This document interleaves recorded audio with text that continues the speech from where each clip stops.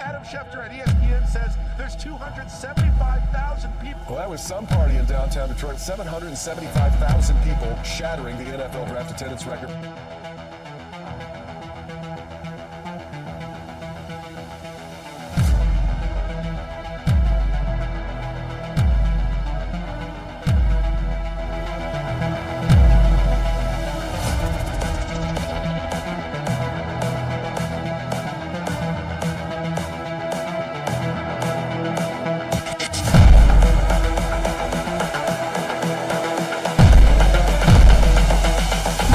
This is the future.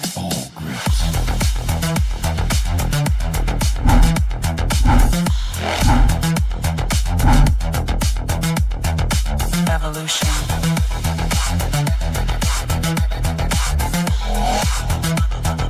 This is the future.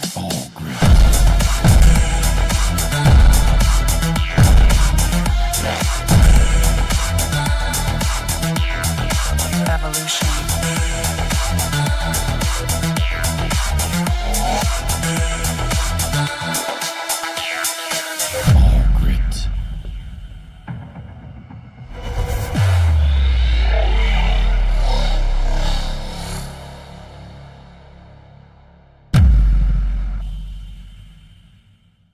Rise and Grind Morning Show is the best podcast in the world. Amik Robinson. All right. Good morning, everybody. We're just going to run straight into it. A lot of issues today. I know it seems like we have quite a few issues, but a lot of updates. I don't know why. I get sick of it. It gets old. But good morning. Welcome to the Rise and Grind Morning Show. We've got a few topics to talk about today. Number one, I think the most important is this offensive line. We're going to get into the evolution of the offensive line this morning. How well they have been playing or have not been playing. That is the question of the day. In your opinion, my first question to the chat. Has the offensive line been playing at a high level? Not high enough? Room to grow? I guess where would you put them? I would say all the above. In some games, I think that they've exceeded expectations, and I think in other games, they have not. And I think that we have a long way to go for this offensive line to finally become who they're going to be. We still have some players that are battling injury, and I think we still have some players that are yet to hit this roster, whether it be the trade deadline or next season's draft. I think that we're going to find out that Brad Holmes is going to make sure that the trenches are solidified. So good morning, Eric. How are you, man? Watched Thursday night football game last night. Some interesting takeaways we'll have today on the Vikings and the NFC North. And then we'll go through the standings today as well. I got to get this board updated, make sure that this board is even correct. I don't think I've touched it since preseason. So anyway, good morning, man. How are you? Fantastic. Ready to go. Ready to rise and grind this morning. Yeah. Trying to. We spent last night getting all the audio fixed. Like Eric was down south for him, in a totally different, subterranean climate there in Petoskey. And I reach out like, hey, we got to jump in and try to fix this audio issue that we've been having. We get it all fixed. Everything's great. Go to bed and flip it on. It's all wrong. And it's all screwed up. And I don't get it. Like, I don't understand why you set something and it should be set it and forget it, and it's not. You have to screw with it like every day. It's a pain, man. It causes too many issues. Like, if we were just to use like StreamYard or something else, like that stuff's super simple, or Streamlabs, it's super simple, but the grade or the quality of the camera views and that is just not what I think we want, So we're doing our best. I'll make another phone call today and get it fixed. So I guess right off the bat, man, let's get into this offensive line. I think that's really where I do want to start. Right. And I also want to start with the NFC North report. Last night, Vikings not looking good. I mean, actually, let me take that back. The Vikings started out hot, right? They had that interception right away. Isaiah Rodgers again, who's been fantastic this season for the Vikings. He had He had that one game. It might have been week 1, 2, or 3. I don't remember which game it was now, but he had like three takeaways. I think he had a fumble recovery for a touchdown and then an interception for a touchdown. Then I think another interception. I don't remember which game it was, but he's been playing out of his mind. Last night starts the game off with an interception, return for a touchdown, waved off due to penalty. I don't remember what the penalty was. No, they said it was an incomplete pass. Oh, yeah, I'm sorry. Yes, incomplete pass. You're right, because it hit the ground. Okay, take away on that. I text you right away, said that's not a catch. Yeah. Did you think it was a catch? At first, yes. And the first view that they gave of it, it sure looked like a catch. And it's getting to the point now where it's starting to confuse fans.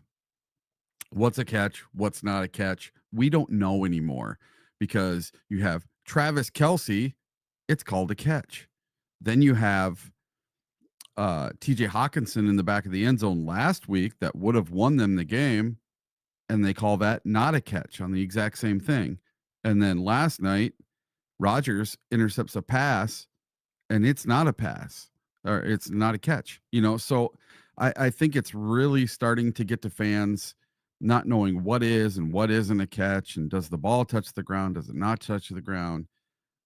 It's starting to, like, for the casual fan that just watches once in a while, doesn't watch every single game, but might be a Minnesota Viking game. Man, they've got to be really, really upset that they're thinking these refs are all against them. Because my best friend's a Vikings fan, and we were going back and forth texting each other all night last night during that game. And he just doesn't know what's a catch and what's not a catch anymore. So it's very confusing for a lot of the more casual fans out there. Yeah, it gets old, doesn't it? That you constantly have to revisit the rule book. But for one team, it's good, and the other team, it's not. Yeah, That's I think make sense. each one of the catches has been a little bit different. When you look at when he caught the ball, he didn't really finish the process. But then again, that's where maybe, like you said, we're all confused now, because when you catch the ball and you make a football move, and it used to be you make a football move, so it's like 2 steps, right? Catch ball, you have control. That's the most important thing. You make a football move, and then no matter what, if you went to the ground, then it would have been a fumble, right? If you went to the ground, it would have been a fumble. And then it changed with Calvin Johnson. It's like, oh, no, wait. Nope, you went to the ground. Now you have to complete the process to the ground. And if the ground causes a fumble, well, then it's not a catch.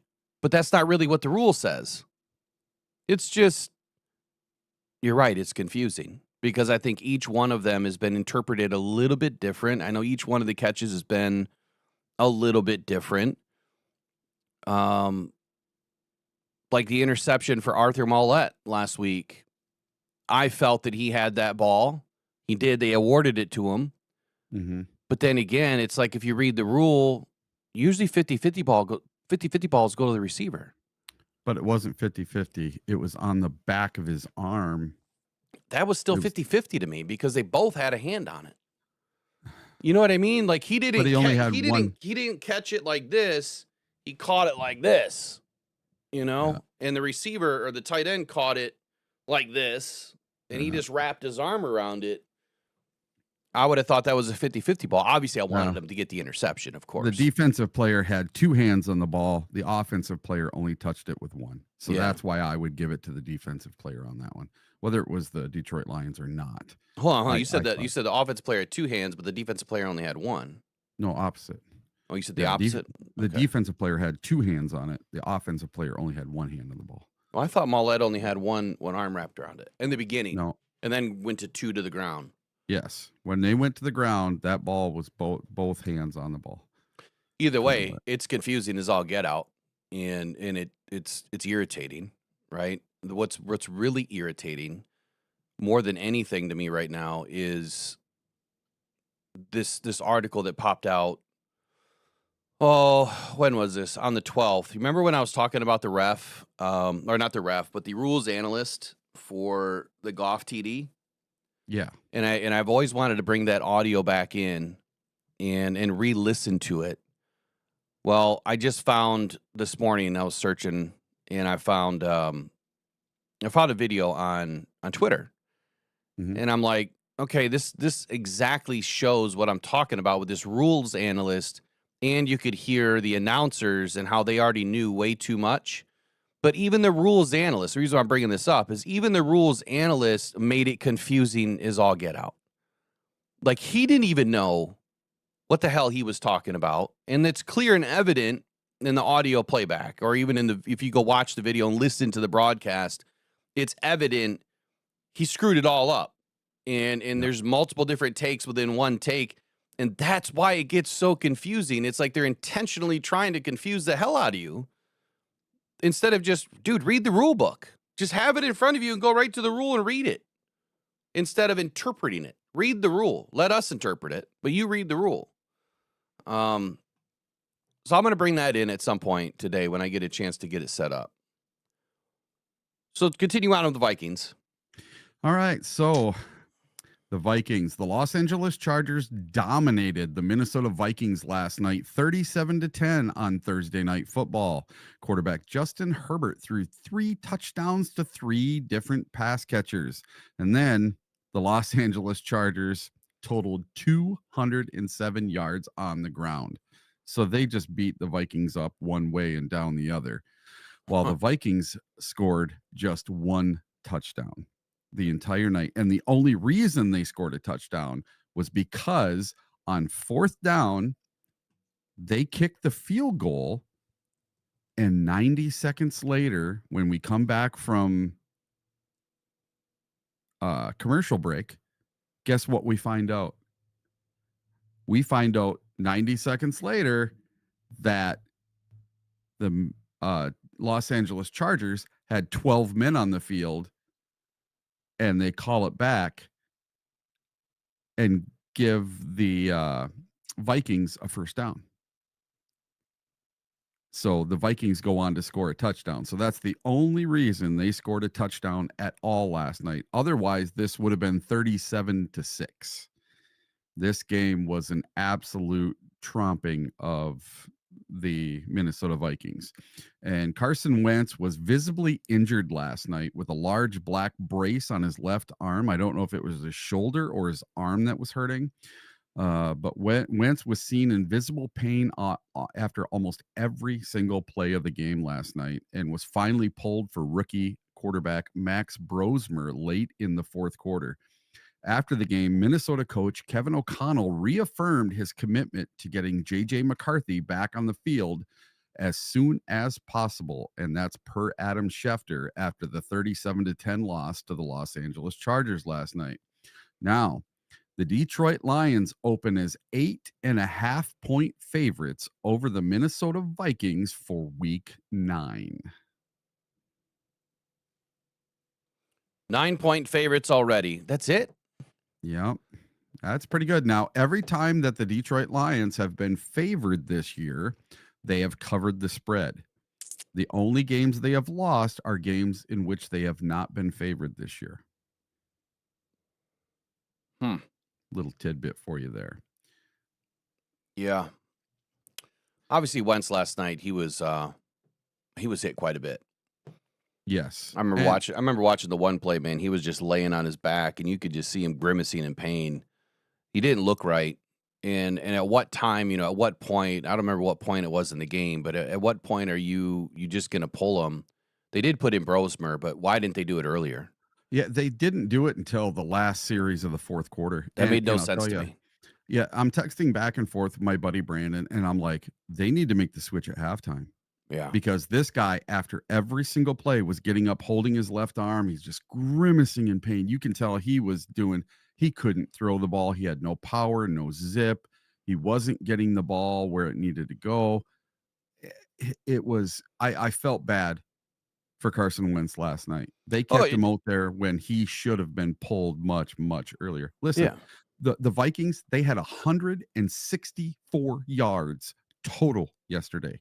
They had 130 passing, 34 rushing. And that's even with Aaron Jones coming back yesterday. And a healthy Mason. They had 3.5 yards per play. They had 12. It wasn't a good performance at all. But the thing is if you can't run the football, you're not going to be able to pass the football. And I feel like they bailed on the run a little bit too early, partly because they were getting down. I mean, the score was it was getting out of control for them. Obviously, a couple of calls didn't go their way, but I mean, Wentz was holding the ball way too long. He took multiple sacks. I think he was sacked 5 times last night. Actually, I think there was another sack that was even wiped off the board on a legal contact penalty or something. But they just couldn't get out of their own way. I mean, how many times did the Vikings shoot themselves in the foot last night? It was evident. And I don't think that we really need to worry about the Vikings at all for this season. I was not worried about Aaron Jones coming back. But again, it was his first game. It takes a couple of games sometimes for these guys to be ready to rock and roll. But leaving Wentz out there when he's clearly in a ton of pain, I mean, he's sailing passes over Justin Jefferson for an easy interception.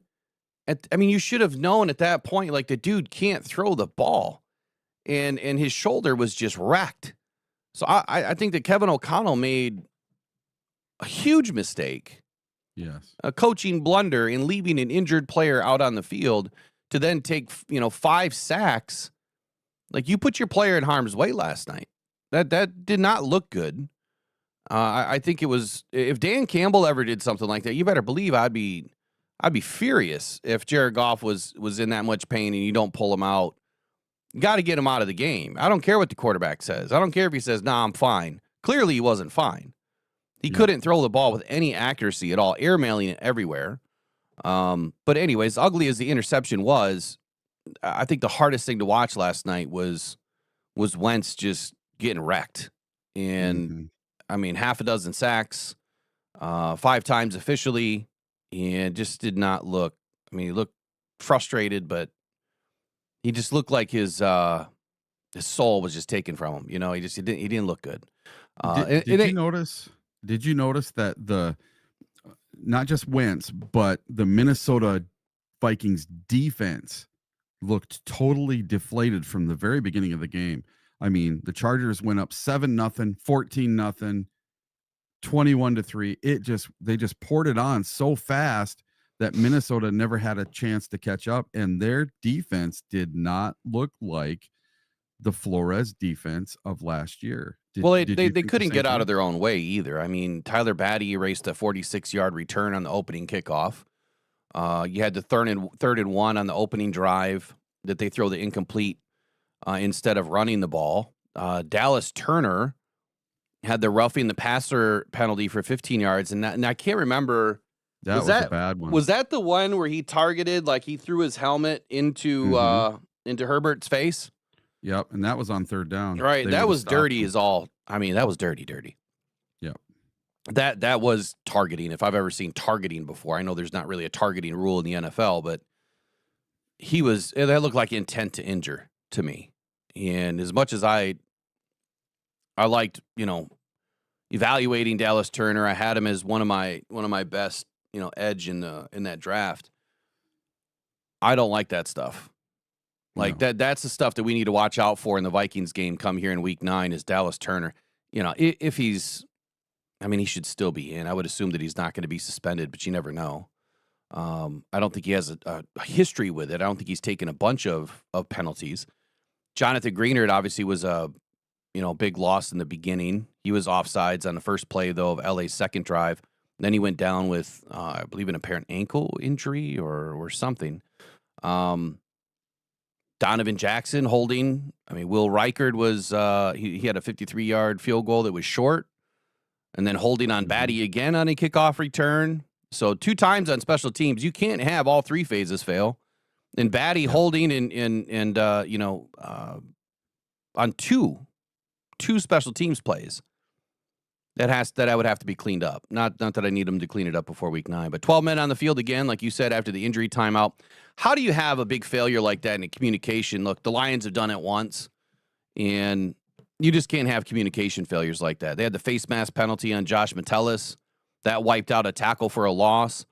And then obviously the interceptions by Wentz. So it's not a game that you are going to win when you make those or that many self-inflicted, wounds, if you will, or self-inflicted injuries. You can't do it. Like, those are the games that, the Lions used to have all the time. We would always shoot ourselves in the foot. Those have been few and far between. We've had a couple of those games over the last 5 seasons, but not as many. They were also terrible on third down. Chargers went 9 of 13 on third down last night. That's pretty impressive. Yeah. Pretty While impressive. the Vikings were 3 of 11. Right. I think the biggest head scratcher last night for a lot of people was very, whether you're a Vikings fan or not, is why did they run a draw on 2nd and goal from the 15? That was a big head scratcher. It was posted by somebody. I think it was Minnesota Vikings on SI. Trailing 24-3 late in the third quarter, Wentz took a sack on 1st and goal from the 6-yard line. And on 2nd and goal from the 16, the Vikings ran a slow-to-develop draw that Jones got crushed for -1 yard. Just not great play calling either. So they just didn't seem like they had a good plan at all. Horrible run defense. You left a quarterback out there to die, and it didn't end well. So I think the Viking season, what are they now, standings-wise? I don't remember what their record is. They are now 3-4 on the season. They can cash it They in. had their bye. Yeah. They can cash it in. Well, after next week, they're going to be 3-5. So this is a definite get right game for the Lions coming up, I think, because the Lions were 3 of 16 on third down last week. So I think this is going to be our third down get right game. Not that we need to get right game to get back into the standings. I think we need a game where we are very efficient on third downs. I know I don't have a whole lot of lighting on today, but I haven't touched this since preseason. Lions at 1, Packers at 2, Bears at 3, Vikings at 4. That's how I seen the NFC North going this year. And right now, you could say that's correct, even though the Packers have this half a game lead over the Lions. But is it really a half a game lead? It's a half a game less losses. It's glass half empty, glass half full. Either way you look at it, It drives me nuts, all the people online talking about how they're in first place. Hey, they can enjoy it, while it's there. I don't think the ties belong in the game at all. They need to get rid of ties. I would absolutely rather see them go off, do a kickoff, like in soccer, you do that. Yeah. But I would rather see them, or like in hockey, they used to do the sudden death. I don't know if they still do. Do they still do the sudden death challenge there with the something? Yeah. I haven't watched hockey in a bit. All right, ties into our next subject. Yeah, go for it. What if I told you the Green Bay Packers have not won at Pittsburgh in 55 years, and now they have to face Aaron Rodgers in Pittsburgh? The Packers are 0-3 in Acrisure Stadium, more famously known as Heinz Field. I'll call it Heinz Field. All 3 losses coming in the final seconds. They also lost their last 3 games at Three Rivers Stadium, with losses in 1980, 86, and 98. The last time the Packers won in Pittsburgh was all the way back in 1970, before I was even born. It was a 20-12 win where the starting quarterbacks were Bart Starr and Terry Bradshaw. The 4-1-1 Packers faced the first place Steelers in the AFC North at 4-2.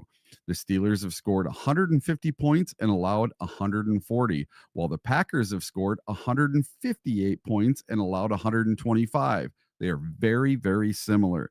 The Packers are favored by 3 with an over-under of 45.5 points on this game. So what are your thoughts about Aaron Rodgers going back to face his former team, but in his own stadium? That's an interesting one, isn't it? I mean, that's kind of a great storyline. When you think about it, the Packers haven't won there in 55 years. Aaron Rodgers was there for, 20 of them, or something crazy. Mm-hmm. Yep. And now he plays for the Steelers, playing pretty well. I'm surprised as well as he has played at his age. And and now you get to take on your former team in a stadium that you haven't won on in 5.5 decades. That's a great storyline. And you know what I think is going to happen? I think the Packers are going to win. Really? Mm-hmm. No. You want to know why? I don't want them to win. I No, don't. no. But I think that the narrative is so great. Insert tinfoil. The narrative is so great that they're not going to let Aaron Rodgers beat his former team. But I'm going to put on my tinfoil hat, and I'm going to tell you why he is going to win. Okay. Because then he can complete the circle. So he has beaten all 32 teams except the Green Bay Packers. Okay. And that will complete the circle. He'll be the first quarterback to win against all 32 teams. That's much bigger headline than the stupid old Packers staying in first place. That's a good storyline, too. And that will let the Lions just sit at home, do nothing, and move into first place by half a game. Okay, Without so what having to play a game. So what if the narrative got deeper? Okay. What if it's the Packers and the Steelers in the... Nah, I'm not even going to say it. Nope. I'll leave it there. Nah, that would never happen anyway. You know what I was going to say, but it's not going to happen. Oh, yeah. It starts with an S. Yeah. And it ends with an L, which is Aaron Rodgers. So I don't think that they're going to be able to beat. I don't think he's going to be able to beat the Packers if that defense actually shows up for Green Bay, which, I mean, the other side, they've got a really good defense too. And I think that game is shaping up to be, Aaron Rodgers telling them, obviously he's learned a lot about Jordan Love, knows a lot about that team and how they operate. So he has a lot of inside info, even though he's been gone for a couple of seasons. He still knows how Jordan Love operates. We'll see. It's going to be a good game. I think it's going to be a defensive game. And I think at the end of the day, you're going to want to get after Rodgers. You're going to want to shake him. Anytime you're able to get pressure on Rodgers up the gut, he folds like a tent. So you've got to get at him. I do like his mobility this year, which watching a 40-year-old man run around like that is always fun to watch. I just can't believe he's still doing it the way that he's doing it. He's had a couple of really good games this year. Yeah, through 7 games, both their offenses and their defenses are within 15 points of each other. Their offenses are within 8 points of each other. Their defenses are 15 points apart. It's a pretty good. It's pretty even. These are two of the most evenly matched teams you're ever going to see face each other. Well, except for the Lions and Bucks. I mean, that was about as even as it got on paper. Yeah, so far for the Lions at least. I'm saying that home field advantage has to mean something. The crowd's going to mean something. Playing on their grass in their stadium has to mean something. I really think that the Pittsburgh Steelers are, for once, under Tomlin, they're going to pull it off in their own place, and they're going to beat the Packers on Sunday, and they're going to gift the Detroit Lions first place. How many more years do you think Tomlin has? In just off question. It doesn't have to be a long answer. But he's been coaching in Pittsburgh for over 20 years. They've been the consummate winners of the regular season in just about every one of those seasons. Mm-hmm. In the division.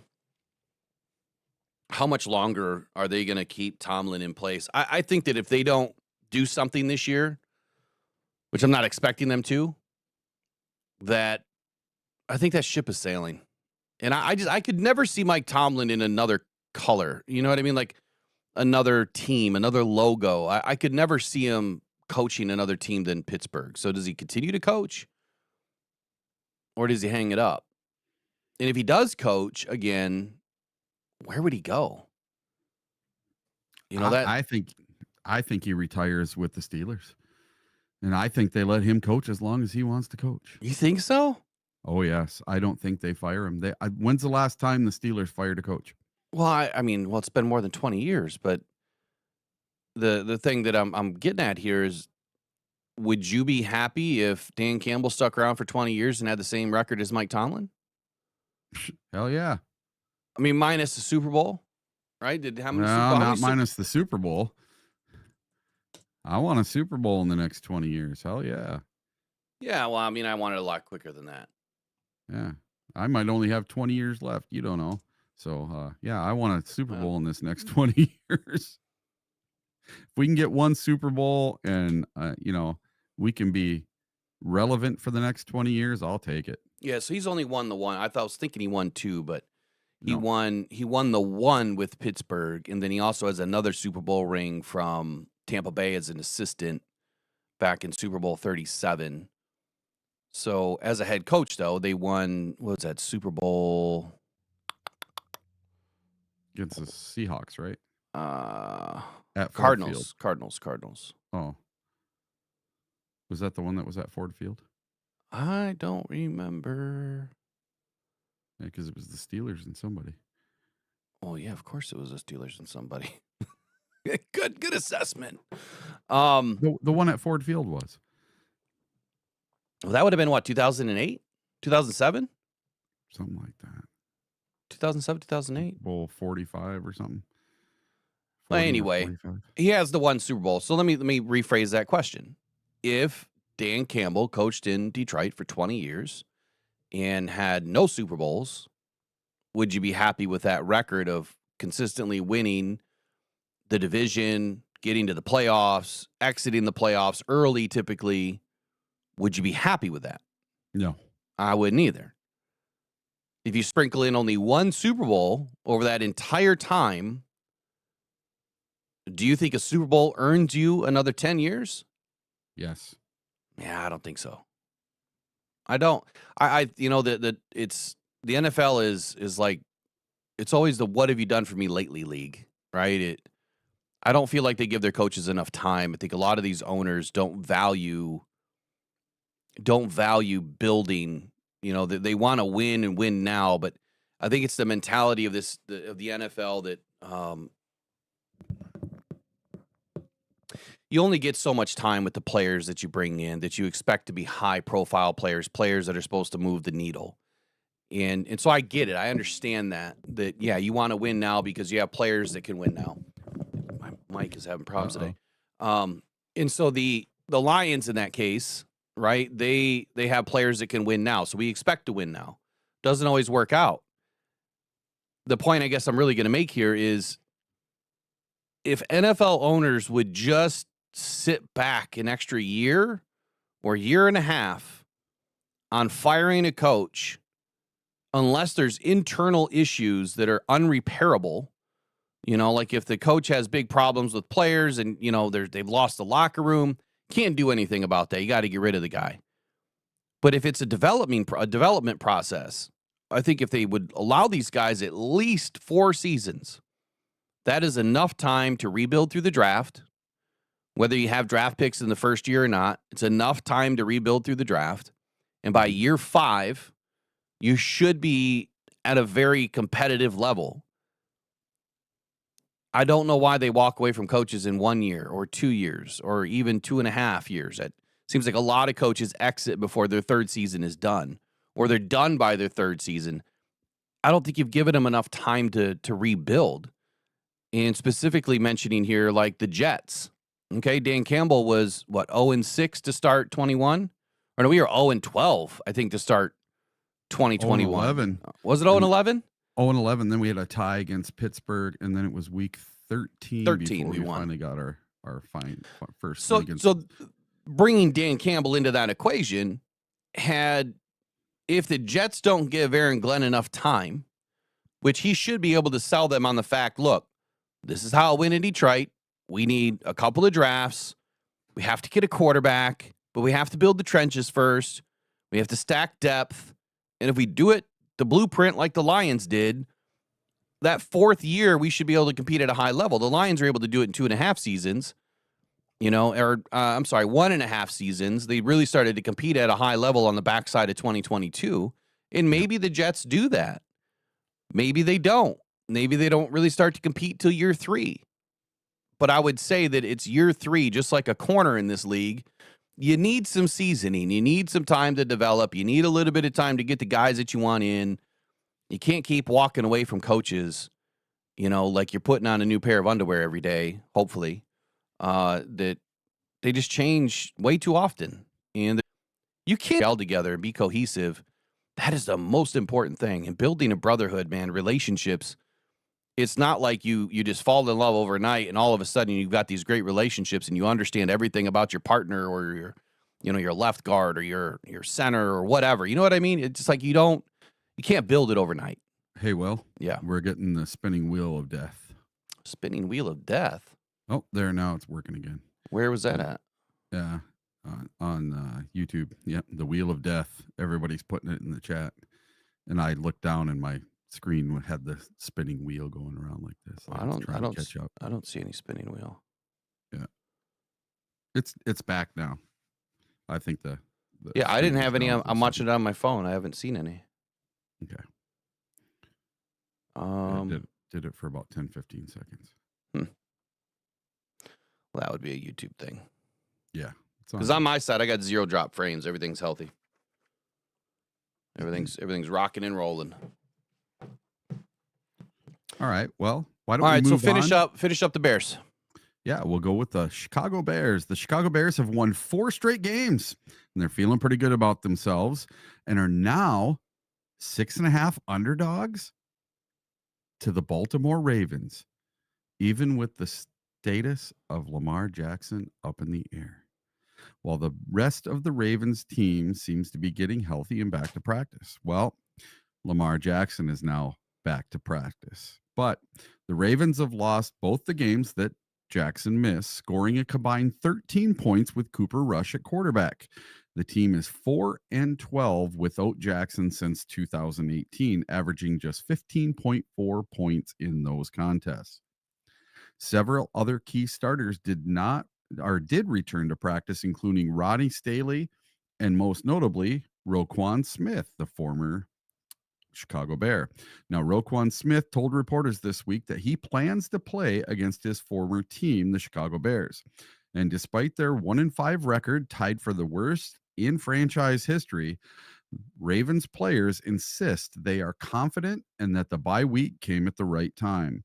Vegas is looking at the underlying talent, not the records, and they see a healthy, desperate, and elite Ravens roster with Lamar Jackson and Roquan Smith coming off a bye week at home.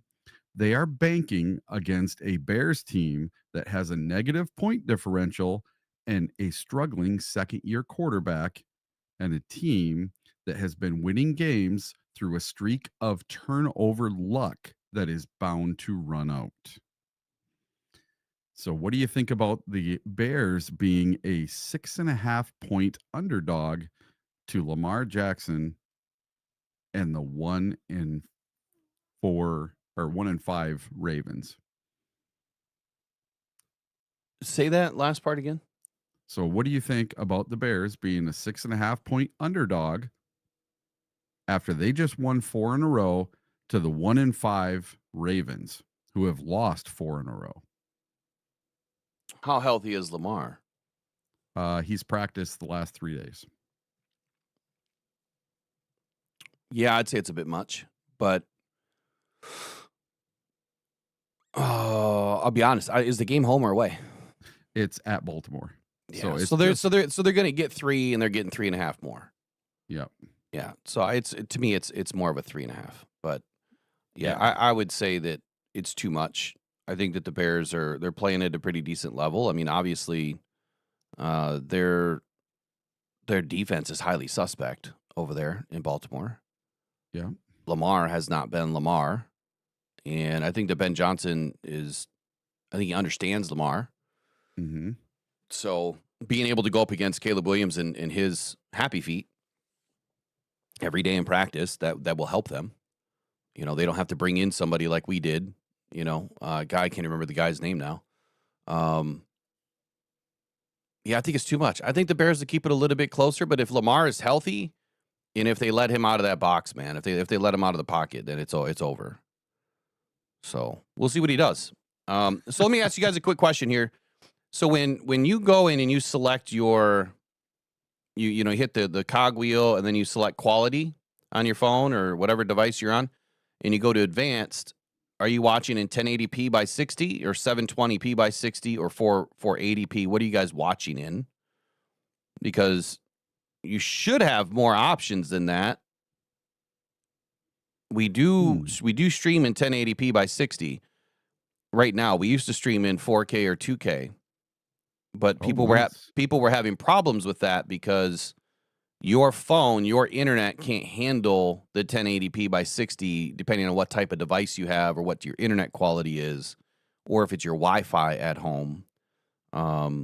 Even though I have crazy good internet, it's still, my Wi-Fi would give me problems at times. So I go straight to my phone service. Is way better.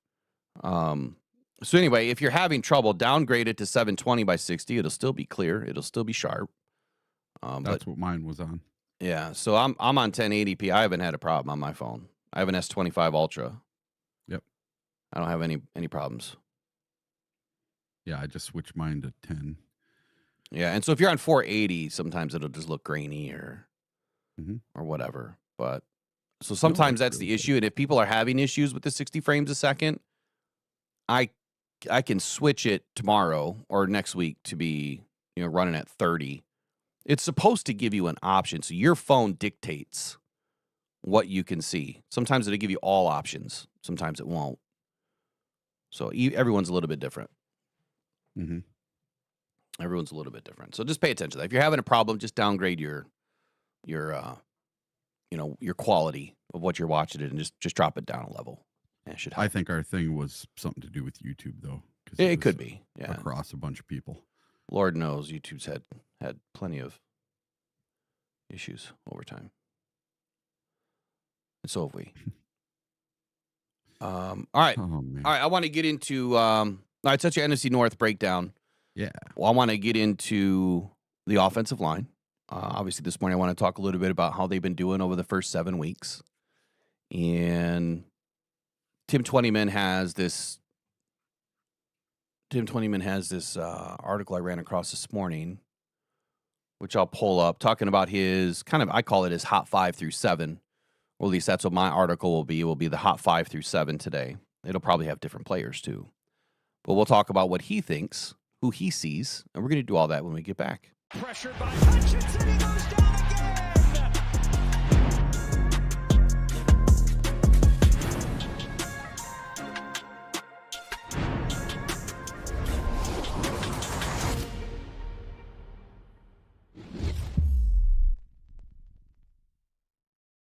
Different things that this professional, expert, analyst, rules god just confused the hell out of you, didn't he? Yeah, well, the first thing he says is wrong. He takes a position behind the center and establishes himself as the quarterback.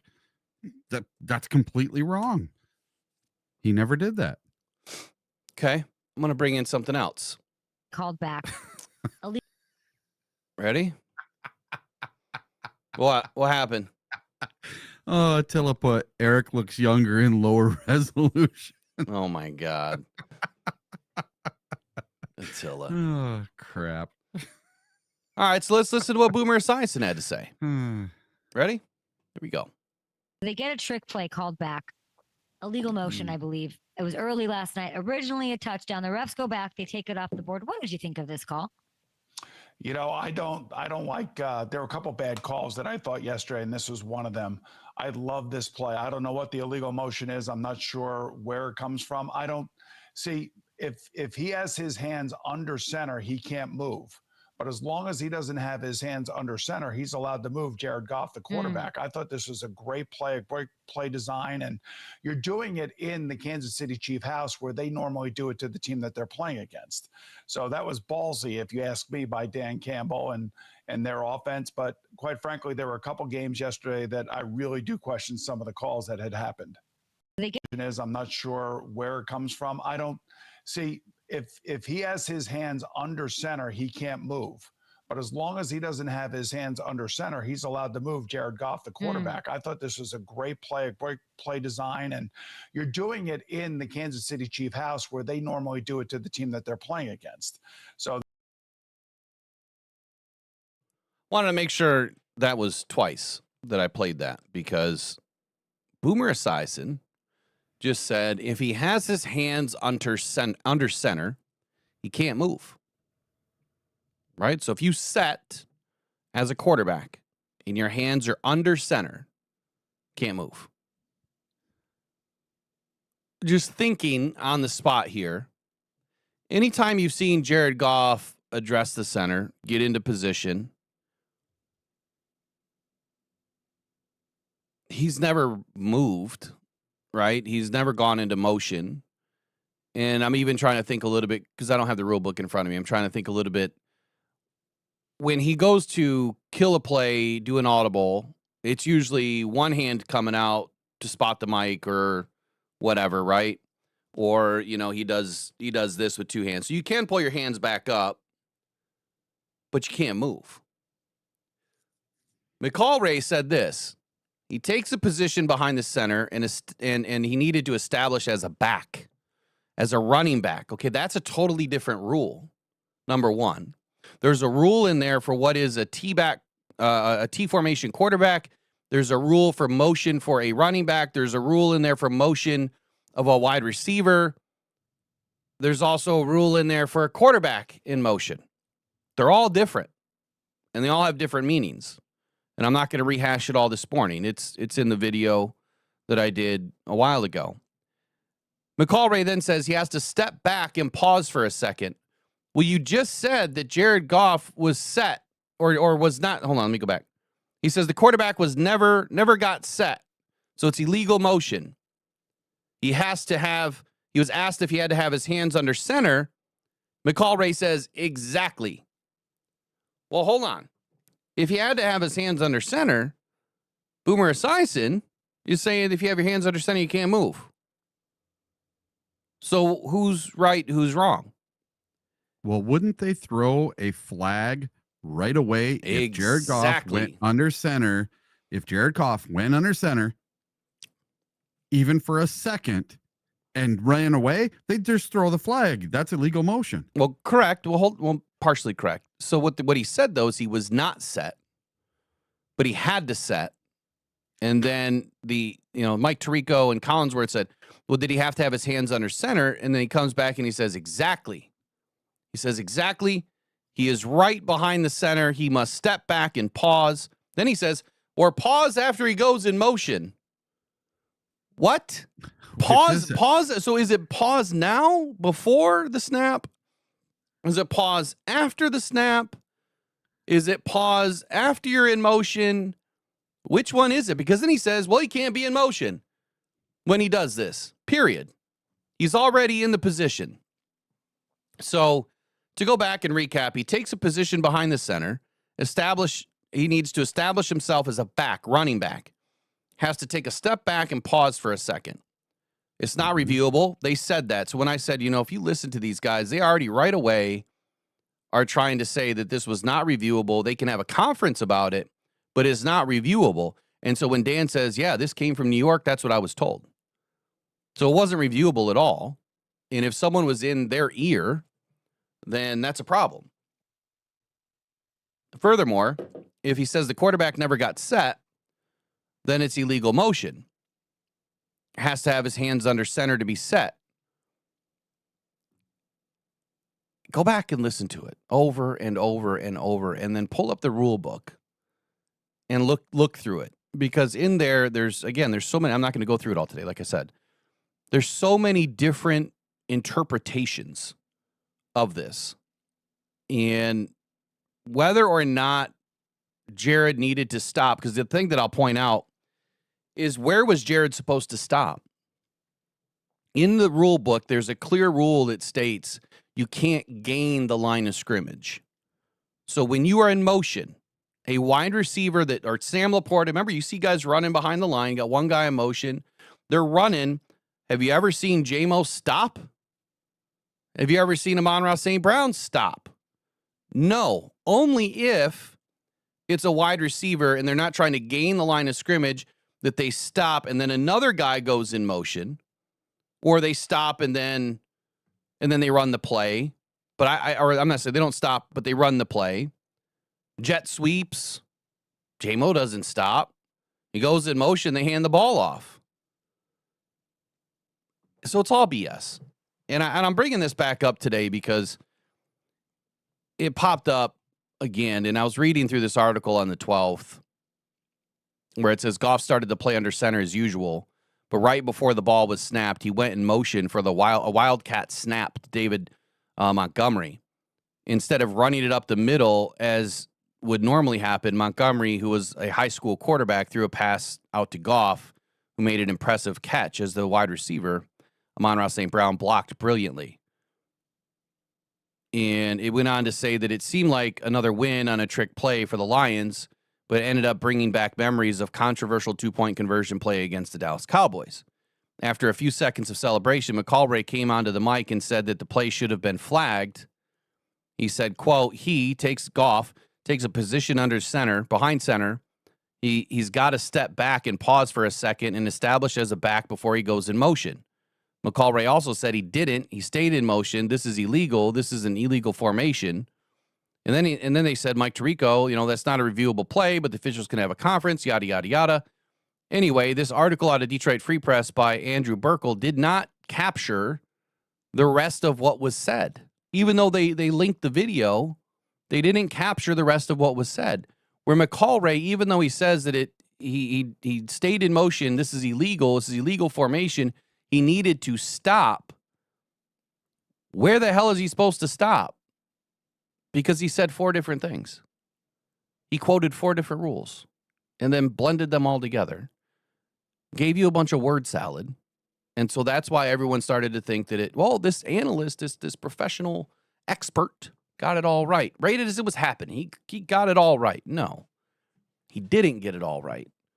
And I'm sorry, words do matter at times.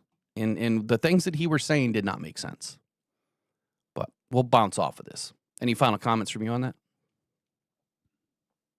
They got it wrong. They got it wrong. Absolutely. Hey, did you get that coat at Costco? No, at Meijer. Oh, yeah, at Costco right now, they got some badass starter jackets. Yeah, this thing is like my favorite Lions jacket of all time now. I just love this thing. It's like fleece lined, so it's kind of warm. Mm-hmm. It's perfect for right now. Instead of wearing a sweatshirt, I can wear this. I'm going to wear this to the game on Sunday. Yeah, so if you guys have a Costco membership, they have their blue shirts and stuff are not even Honolulu blue. It's not even close. But they have a starter jacket that I picked up, it's only $79. So it's a pretty sweet jacket. I'll have to break it up. That's what this was at Meijer. I'll have to break it I up saw next him week. in Petoskey yesterday. Yeah, wear it. I'll have to break it up. Yeah. All right, so I dropped the article last night on Amik Robertson rising from the dirt. Amik Robertson was born a Detroit Lion. I'm going to drop it into the chat. Please do me a favor and subscribe. This will be the last warning before I. All right, I got to get it opened up. I keep forgetting. It should be open. You should be able to subscribe anyway, but I just got to turn off the paywall. I think I did a pretty good job on it. You guys will have to let me know what you think about the article. And I will do a video follow-up with it today. I didn't get a chance yesterday. A lot going on yesterday. I was at one of these days you're gonna have to put up the picture of me standing next to Amik to show people how maybe tall I am. Not how short Amik is. Well, yeah, I said that the other day. I said, Amik's only 5'8", 5'9", but standing next to you, he didn't look like he was only 5'8", 5'9". I was kind of bent over a little bit. I was trying not to Bet you were. Stand up straight because I towered over him. Hey, this dude, he's standing tall, man. I think Amik he's playing incredibly well, and I'm not surprised one bit. No, but what a great guy, man. In person, he is fantastic, super nice. He's like one of those give you the shirt off his back kind of guys, and just funny as all hell. And yeah, he's ready for it, man. And he is not lacking in confidence. Let me tell you. You need it at this level, man. Yep. And that's captured in this article too, because one of his quotes, I'll just read it. He said, I came up being doubted. When I was at the Raiders, a lot of people said, like, okay, he's not good enough. In my first 2 years, I believed them. My confidence was gone. I told myself I would never let it happen again because my confidence is what got me here.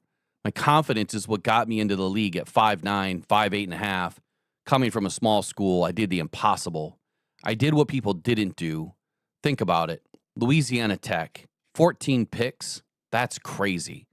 Nobody did that ever. And I got drafted from there without even going to the combine.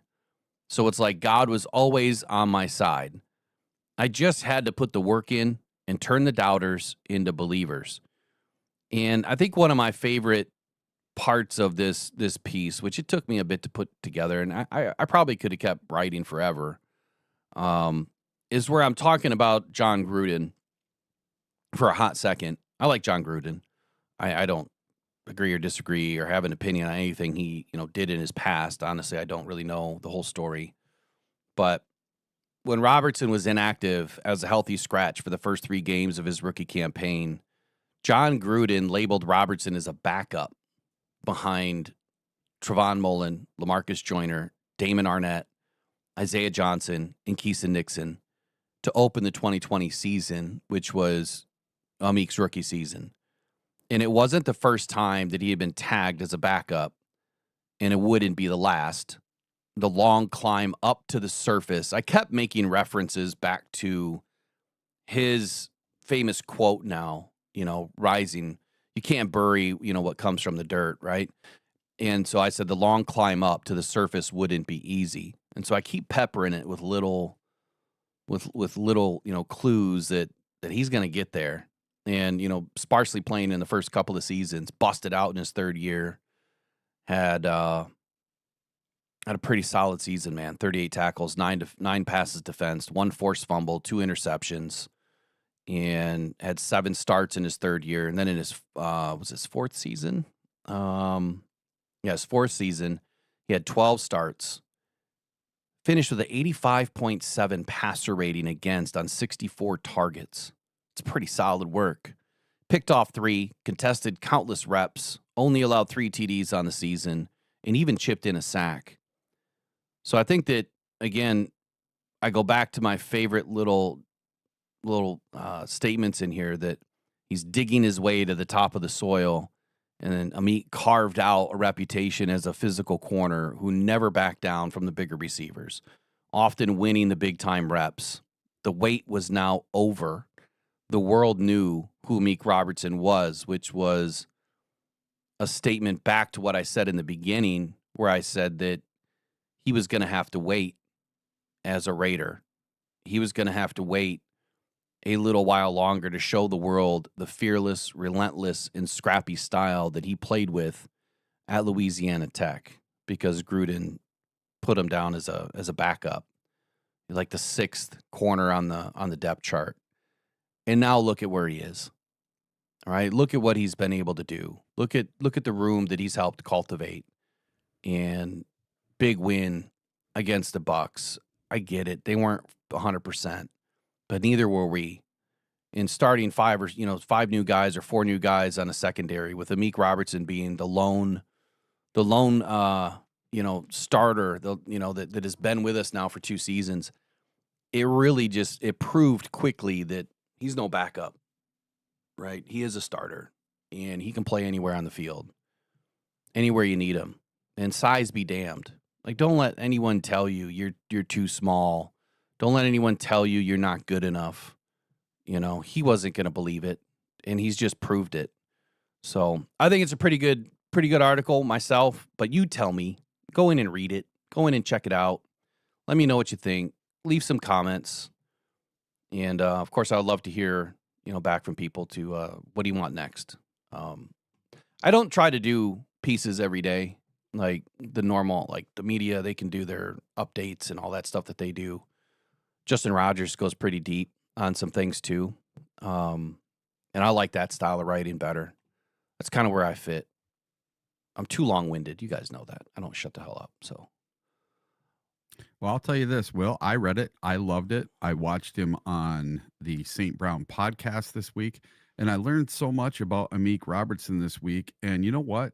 He has turned into my favorite Detroit Lions player of the season this season. You know, I didn't know that when he was with the Raiders and he became a free agent, that he had reached out to the Detroit Lions and they kind of had an understanding that he wanted to go there, but he wanted a longer contract. He didn't want this short contract. And the Lions kind of shot him down, said, "Hey, we'll talk in another day or two." And, you know, his agent's like, "Man, we should really get on this. We should sign with somebody." And Amik was like, just give it a day. You know, let's give it some time. And Amik's glad he did, because then the Lions called him back, and this was the place he wanted to go. Well, the interesting part of that story too, which I don't remember all of it. I didn't watch the St. Brown podcast yet. Is I remember a statement that came out where he was offered by the Lions, and then, you know, what you just said kind of happened. Then they signed Carlton. Yeah. And then the next day it was Brad didn't know if Amik was going to come now, because they just signed Carlton Davis. Yeah. And, you know, obviously Meek wanted to, you know, be one of the premier corners. And you know what? It just speaks more volumes to who he is. So I don't care who you signed. I'm coming to compete, man. I'm coming to earn my spot. And that's what he did. And where I said in this article too, that it's where Gruden couldn't see it, Dan Campbell saw it right away. That Amik Robertson had it and named him the third on the depth chart as a starter, right? Being the third as a starter, as a nickel. But more so, Calvin Shepard knew exactly who Amik Robertson was. And there's another quote in there about his time, or I'm sorry, about his relationship with one of the, I believe one of the scouts or former scouts for LSU, and immediately told Calvin Shepard, like, you just got a dog. You don't even realize what you had. LSU told him he was too small. And he turned down LSU, but at the same time, LSU, from what I gathered, told him that he was too small. And whether they were not going to let him play on the outside, I don't know. But those are the questions that I have. You know, I have questions surrounding what happened. If and when we do get him on, I want to know more of his story. Like, talking about the Lions and all that, that's great. I want to know his story a little bit more, because I think that it's his story that will really wake you up a little bit and appreciate what he's been able to do with his career. So hopefully, fingers crossed, we'll make it happen. All right, let's get into the offensive line. I want to talk about Tate Ratledge for a moment. Let me do a quick break here so I can get a clean break. Pressured by Hutchinson, he goes down again.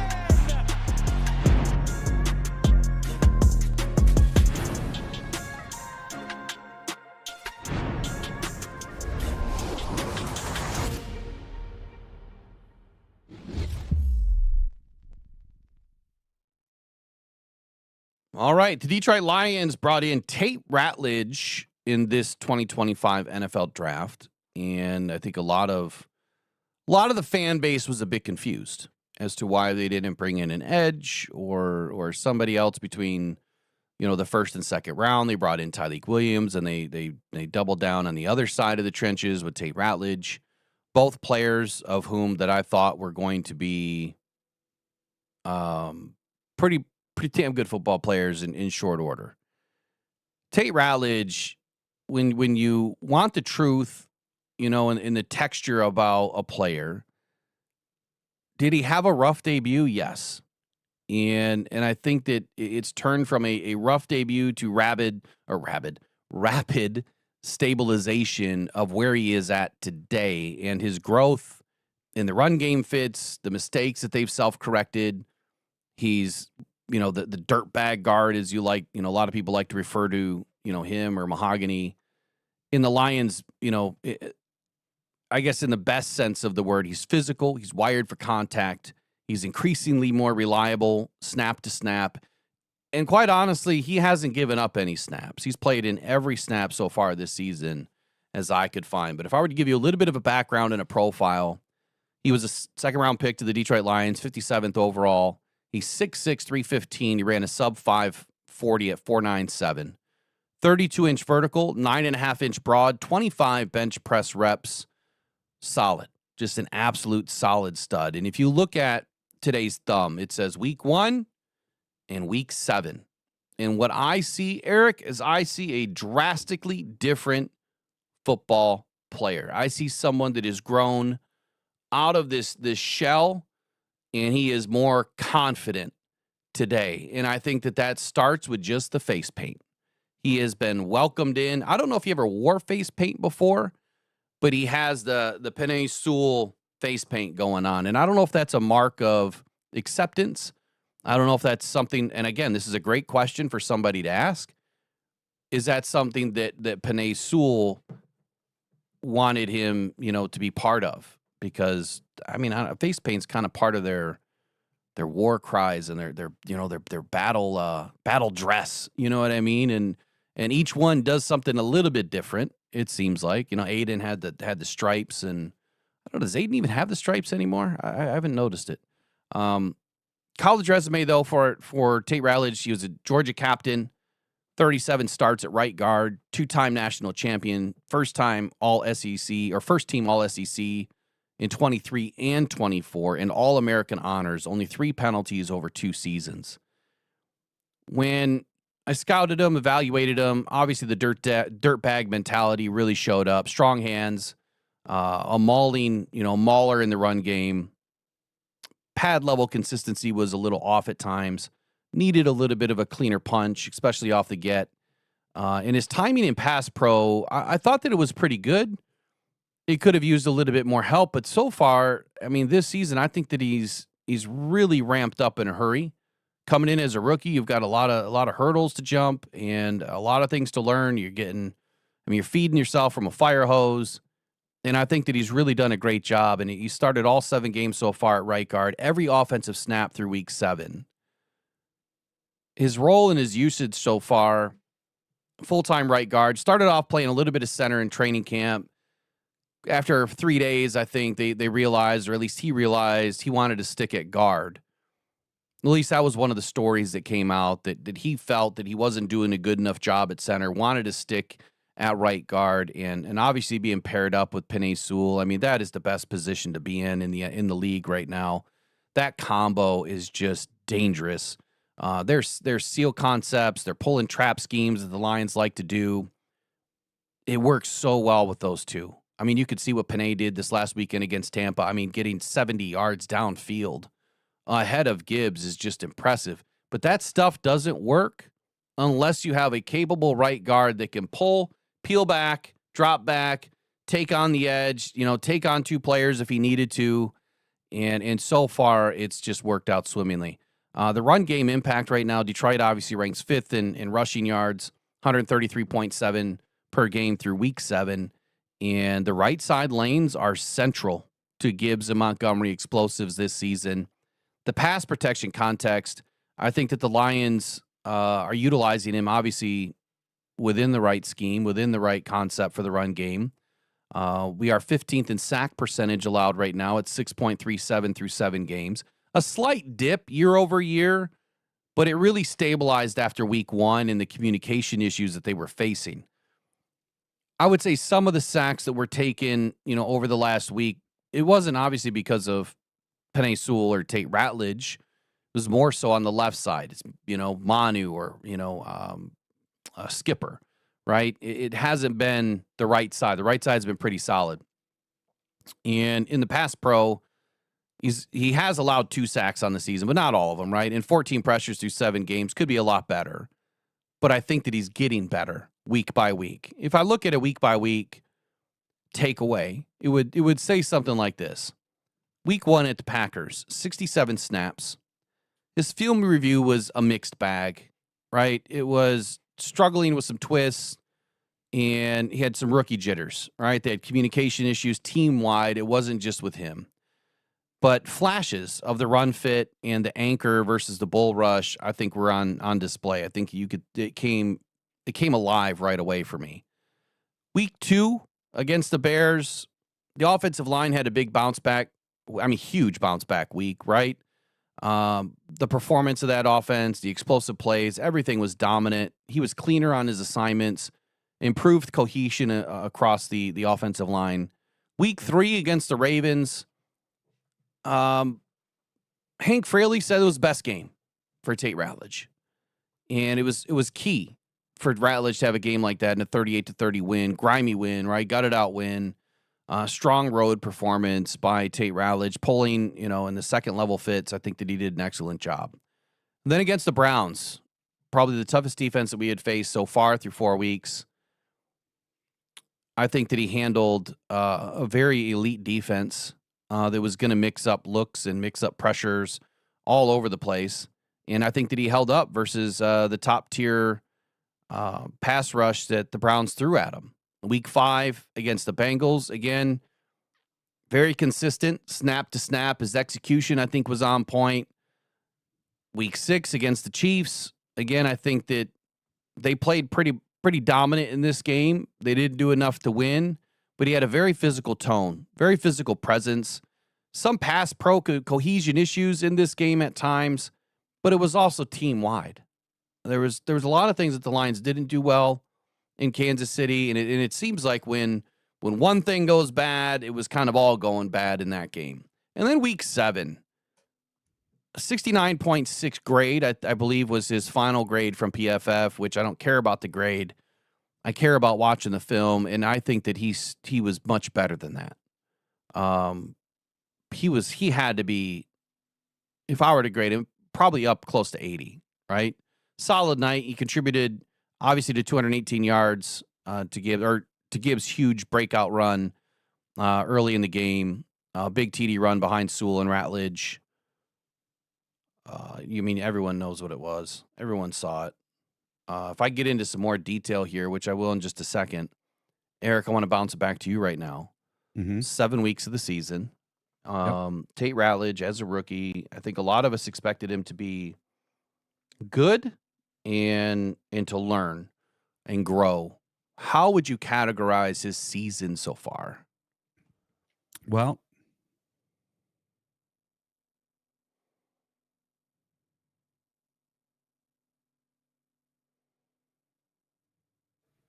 oh man, I must have hit a button or something. So, Tate Ratledge, if you look at his PFF grades through 7 weeks, he has a 68.0 overall. Now, if you take that and look at who he is replacing, Kevin Zeitler through this season with Tennessee has a 69 PFF grade. 1 point better. 1 point better. Can you deal with a 1 point PFF loss year over year from player to player? I can. I think he is doing amazingly well, playing up to the standard that Kevin Zeitler had when he was here. This kid may end up being just as good or better than Kevin Zeitler was in our offense. Now, it may take him a year or two, but listen, Ratledge is the highest graded rookie guard in the NFL right now.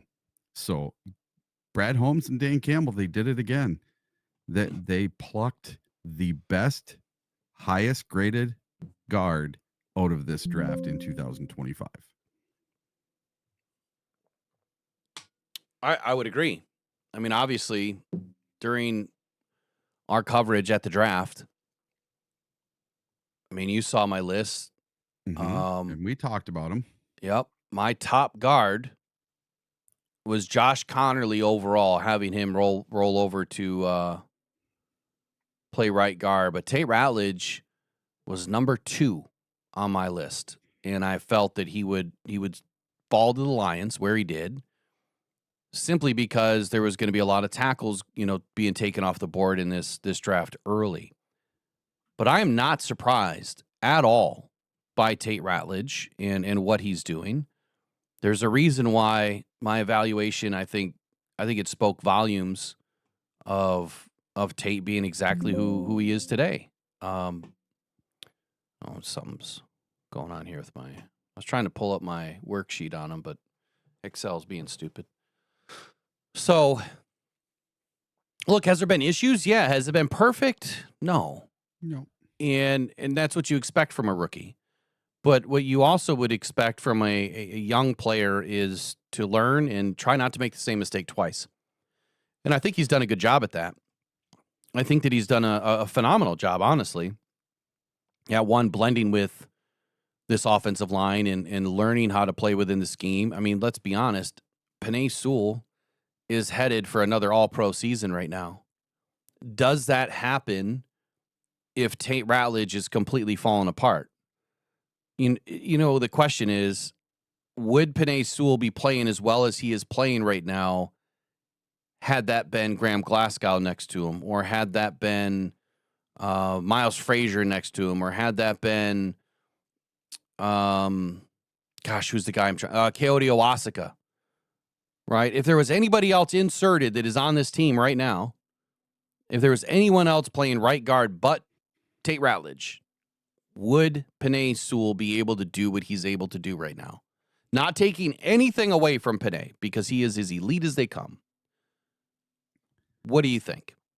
No, because then he has to worry about the guy next to him. Yeah. Exactly. It's exactly like what Jack has gone through, right? Jack had to worry about a lot of guys. How are you on time today, by the way? I'm good. Okay.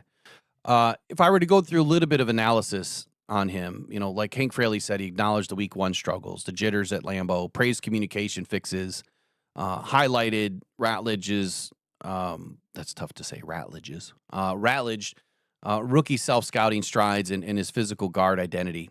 He loved, quote, loved to pull and hit people, is what Ratledge said. In the Detroit Free Press, they said that they framed the Lions guards as, quote, trending the other way after early miscues, citing sacks, pressures, allowed the run game ranking to validate progress. Tim Twentyman said that there was consistent inclusion of offensive line performance in weekly notes. Pre-draft, from pre-draft to arrival content, pegged it that Ratledge has an ideal Dan Campbell fit with captain-level intangibles and minimal penalties historically. And that's shown up. I mean, he's had a couple of penalties this year. I think there's 2. Yahoo, ESPN. I mean, everybody has looked at what the Lions are doing offensively, especially on the offensive line, and they're starting to give us the credit that I think that they're starting to deserve. They didn't start out good, right? They're not the top or most elite unit in the league right now, but they've grown week by week by week by week. The run blocking, I mean, it's very technical. If I were to evaluate it, I mean, the downhill strain, the functional movement, the good hand strength, sustained blocks, that's not easy to do. And Tate is doing it against some of the best defenses in the league so far this season. I think his impact has been extremely high on the right side, especially with the combos and the seals and the second level. It's helped fuel the top 5 run game in the league. I mean, there's a reason why Gibbs was able to break big runs off the right side, especially through the guard and tackle, like he has. He's been a solid anchor versus power. I think that he's developing more quickness week by week. I think he's getting better with the inside counters. I think overall, Tate is exactly who we thought he was going to be. I know a lot of people didn't agree. That's okay. But man, this dude is tough. He's physical. He's gritty. He's constantly into the film, as reported. He's a big-time culture match. And I think that Tate's probably going to be one of the best guards in this league in short order.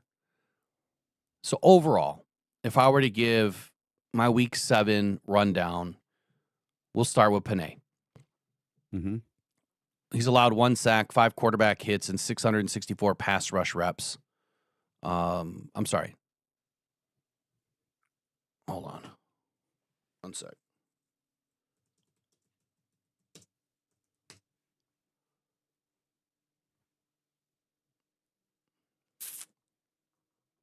Gosh, PFF has him as a 95.2 right now, even though we hate the grades, or I hate the grades. I can't stand it. All right, let me get back in here. Yeah, 1 penalty. Yeah, he had a false start in the last game. I just got to bring this over here. Okay. He hasn't allowed any sacks. This is Penei Sewell. Hasn't allowed but one hit, 5 hurries. So 6 pressures on the season. He's a 98.6 in efficiency. Obviously headed towards his 3rd straight All-Pro, in my opinion. He's still the anchor on the right side. He's a top 3 graded tackle league-wide.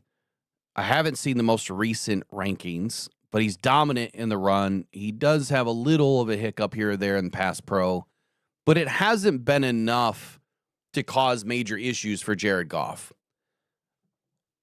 If you go back and listen to what Penei Sewell said prior to the season, one of his biggest focuses was he wanted to get bigger and stronger while maintaining his speed and conditioning. And I think he did just that. Penei Sewell came into this season, I mean, he looked about as good as we've seen him. If anything, I thought he looked a little thin, but he's stronger, right? He's cut all of this, what I call baby fat out. He's still a young guy. What is he, 23, 24 years old? He's still a young guy. He's a full-blown leader on this offensive line. And he's one of the NFL's most dominant young tackles in the game today, and I think that he will be remembered for a very long time whenever he does decide to retire, in 20 years.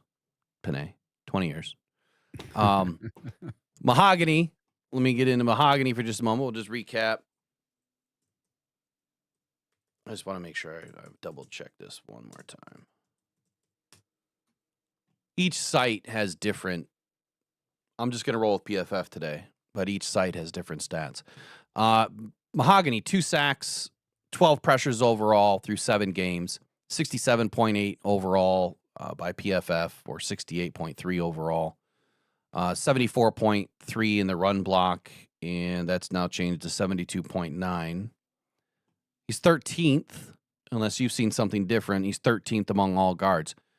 Taylor Decker, battling a shoulder injury all season. We thought that he was going to be good to go before week 1. He was. Week 1, he re-injures it, and he's missed, 1 game this year so far? Or he missed 5 and 6, right? He missed week 5 and 6. He returned in week 7. What was that? Who did? Decker. Oh, Decker, yeah. Yeah. He's allowed 1 sack, which, and again, it depends on who you look at, which also was a forced fumble. 1 hit, 9 hurries, so 11 pressures on the season. 66.8 overall on the offense, 69.7 in pass block, 64.4 as a run grade. I would say that is extremely low. Prior to him not playing in week 5 and 6, he was the 8th graded highest left tackle in the game. I don't know if you have PFF open. No, but I can get it open. But I would be interested to see where all of these players are ranking now. You just go into player grades, go to premium stats, go by position, offensive line. Oops. Get rid of the guard, get rid of the center. So if I were just to go overall offensive rank, yeah, he's fallen down the list quite a bit. According to PFF, again, I could care less.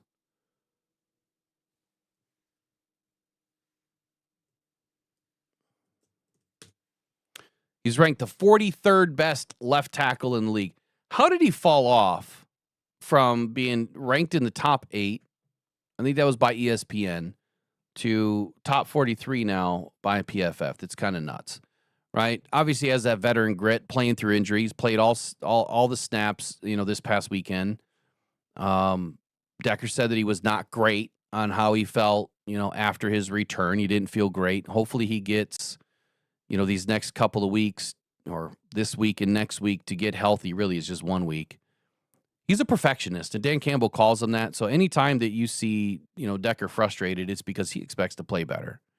And even though that he can elevate this squad, he can't do it without being healthy. Local media obviously has framed him as an X factor for the Lions. I agree. I think that he absolutely is an X factor. When he is out of the game, that's not good for us. Those have been not great performances on the left side of the line when he hasn't been in. So the first three players, Decker, Mahogany, and Penei Sewell. What is your take on all three of these guys and their performance through week 7? Sewell, fantastic. Only a couple little flubs here and there throughout the whole season. Somebody in the chat was saying, well, what about when he went against Parsons?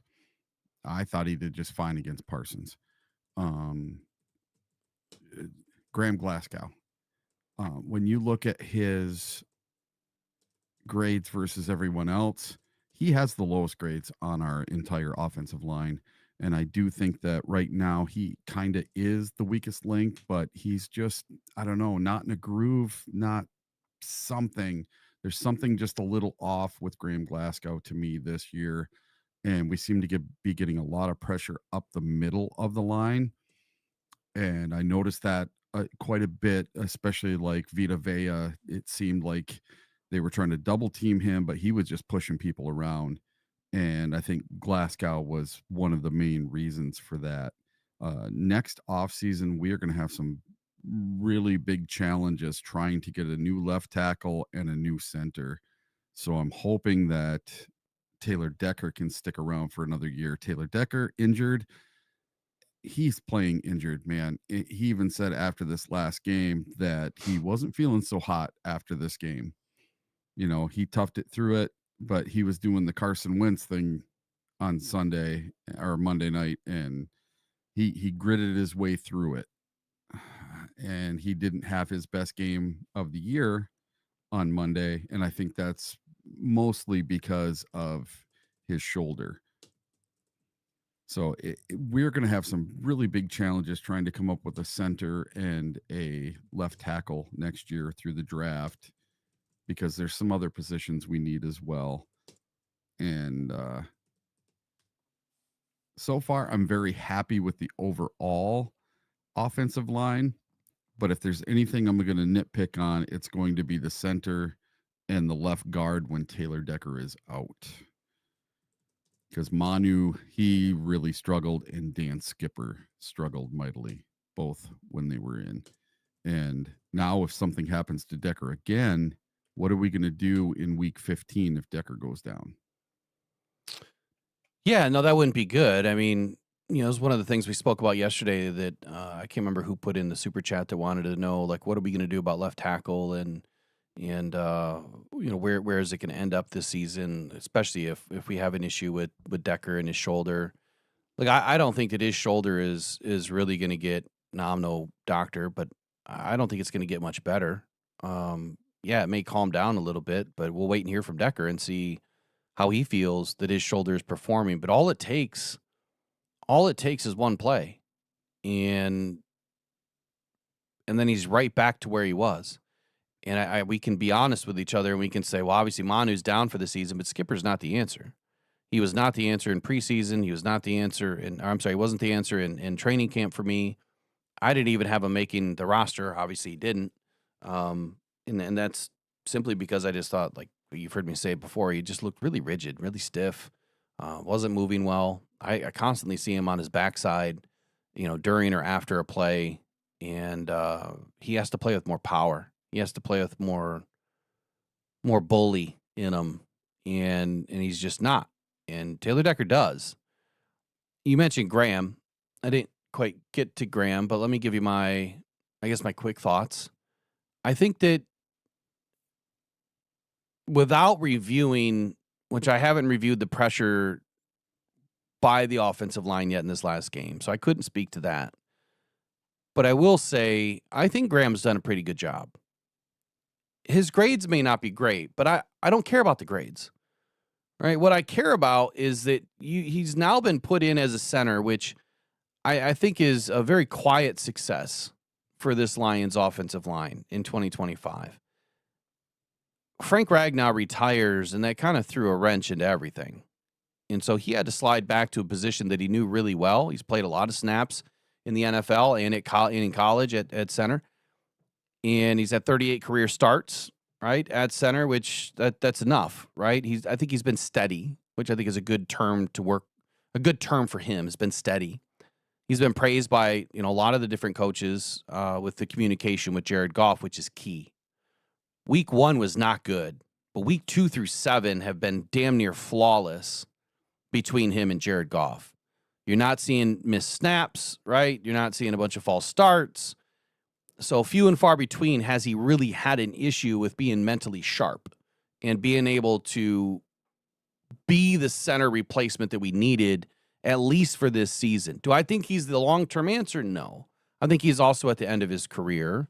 I'm not saying that he can't play. I'm just saying I think that, when you look at the age of this offensive line at certain key areas, center and left tackle, those are definitely the next two that you have to worry about retiring when you look at injury to Decker and you look at the age and possibly the lack of being as strong as he once was in Glasgow.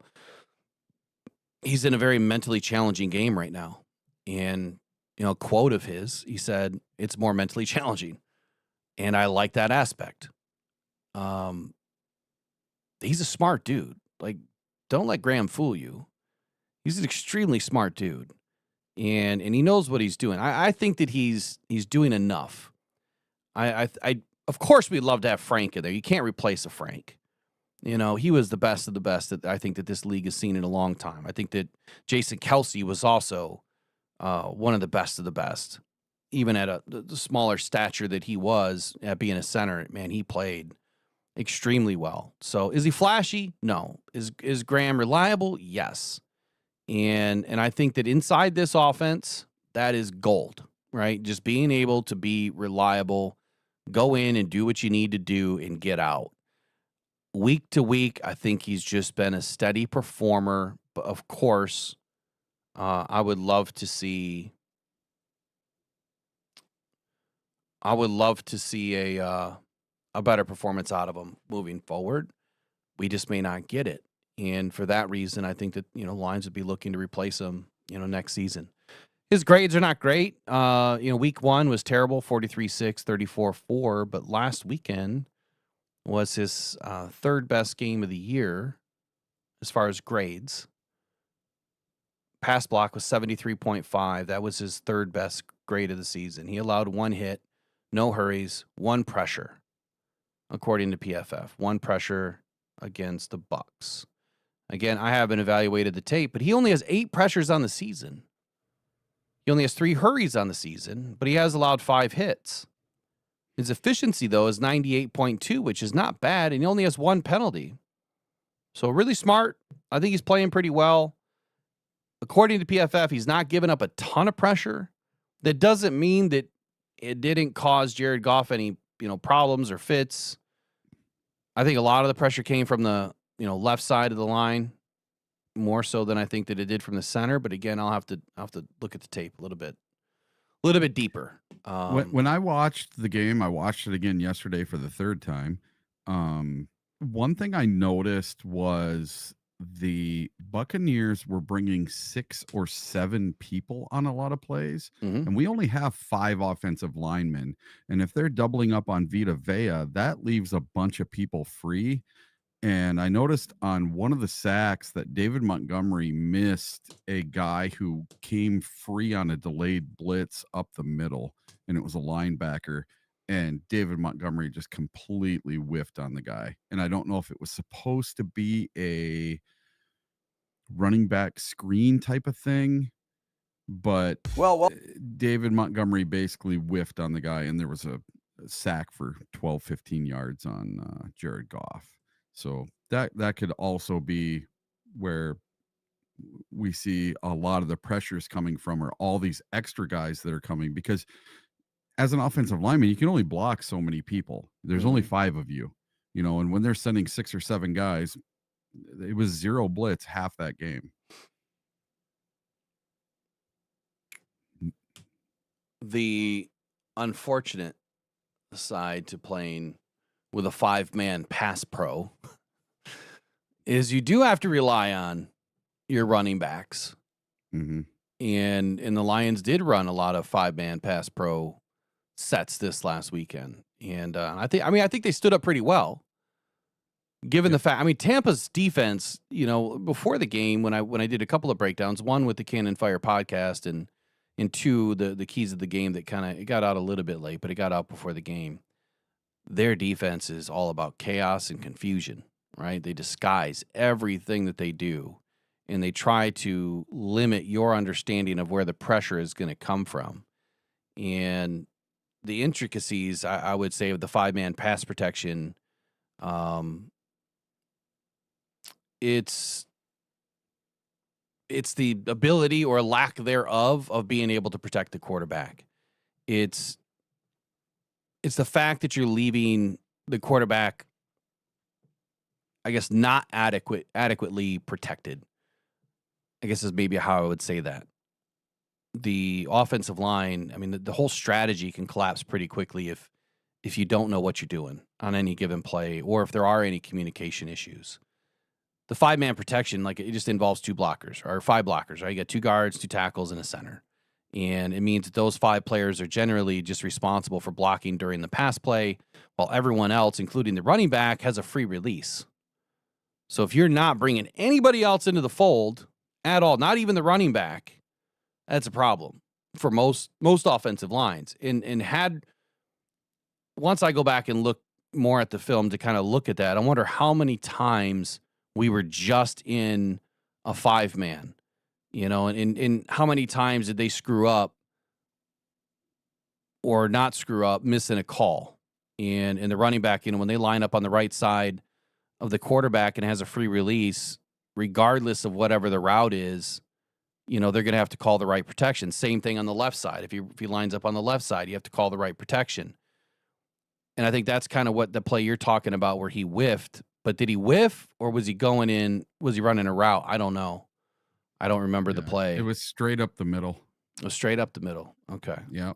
Yeah. So the offensive line kind of split in 2 directions. The guy on the delayed blitz came straight up the middle, right at David Montgomery, and he missed him.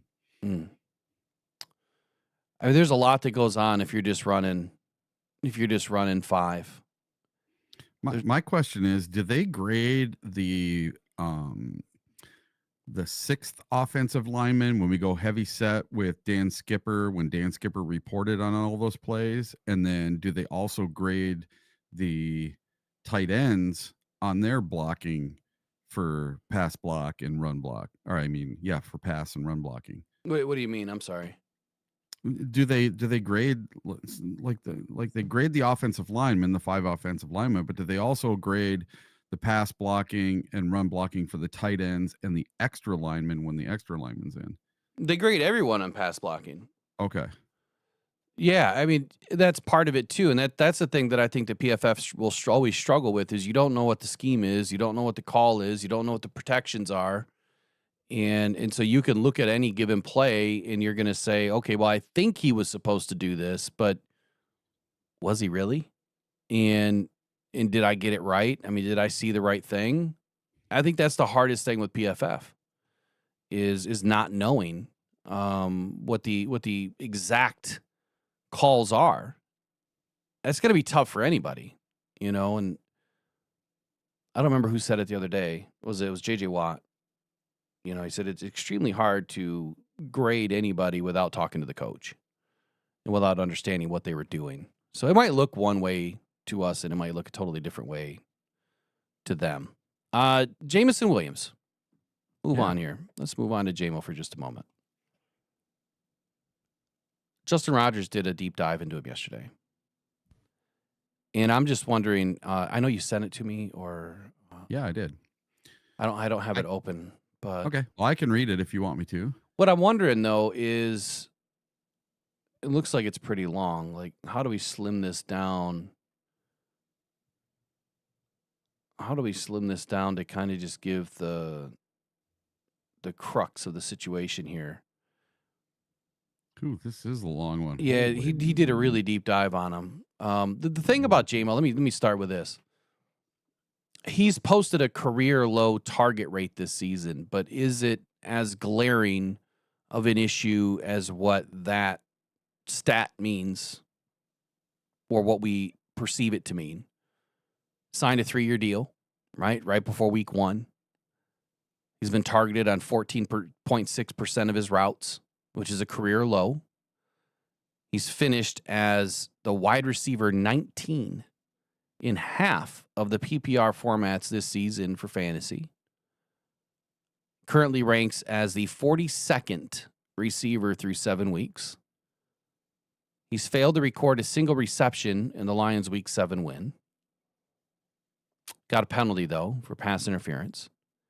It's the second time in his career that he's gone catchless in a game when he ran 20 routes or more. That's crazy to me. That you would think that he's being underutilized, but is he really being underutilized? The other day we highlighted the running backs, Eric, and what I think we came up with is both you and I felt that Jahmyr Gibbs was going to have more opportunity this year.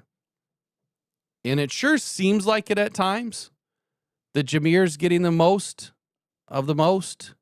It's only a 10% difference. Yeah. And when we looked at it year over year, it just wasn't much, right? It was not much at all. 10% is not much. You have to remember also last year, J-Mo really came on in the second half of the season. And I'm wondering if that's what the story is going to be this year as well, because he's not that far off of his pace from last year as far as yardage and touchdowns go. I haven't done the math. I have a lot to catch up this weekend. Mm-hmm. I haven't done the math on that. So I don't know if Justin Rogers did, because I didn't read this. So he's got a good little thing here at the end, and it said his concluding thoughts. And he says, it's easy for you or me to say, hey, why aren't you getting J-Mo the ball more? But when you inspect each play for intent, you can see that Morton and Goff aren't deliberately avoiding putting Williams to use. Yes, he was only targeted 3 times, with one being wiped off the books by his own offensive pass interference. The other 2 were a poor throw by Goff and a creative design that the Buccaneers defended exceptionally well. Of course, after this deep dive, we know that doesn't tell the whole story. The Lions drew up additional shots that fell apart for multiple reasons, including 2 vertical calls that didn't develop because of blown blocks by the running back. On a few others where Goff looked Williams' way, the defenders took it away. You don't want the quarterback forcing it in those situations. Williams isn't Calvin Johnson. You don't just heave it in double coverage and hope for the best. I think if we look at the wider picture, Williams got a decent amount of targets the previous week against the Kansas City Chiefs, and you can argue that he was the featured option against the Browns 2 weeks earlier. In the later, he had a bad day at the office with a couple of uncharacteristic drops and his timing with Goff being off on a couple of other targets. Clearly, it is on Morton to continue to workshop ways to get Williams involved, particularly with the non-vertical element of the attack. However, the Buccaneers were intent on taking away those as well, collapsing on Williams on sit-down routes and driving hard on his limited shallow crossing routes. It should make for a good bye week tape study for the coordinators as he tries to instill a little more balance to Detroit's offensive attack after heavily leaning on St. Brown and Gibbs to begin the season. So I agree there. I don't know how much scheme it is. It might be they're just trying to take everything away. Bracketing him, double covering him. It sounds like the Bucs were doing everything they could to make sure that Jameson Williams wasn't the reason that they lost. So we're paying $28 million for this wide receiver. And if he ends up being the best decoy in the league, well, I'll take it because he run blocks his butt off and he gets other people open. So if it's opening things for our all-pro wide receiver, Amon-Ra St. Brown, or our soon-to-be all-pro running back, Jahmyr Gibbs, I'll take it. You can die on that hill alone. There ain't no way. No way. I'm paying a receiver $27 million a year to go be a decoy, because all you need is a rookie with speed. If you just need a decoy, then you go out and sign the fastest rookie, Worthy, Rice, right? When they came into the league, you go find the fastest rookies you can and the taller, fastest rookies you can, and you just put them on the outside and just say, go. And you take the top off. Any receiver can just go take the top off. There's a difference with being a threat and being a decoy. J-Mo can be a threat and a decoy, but that's not $27 million.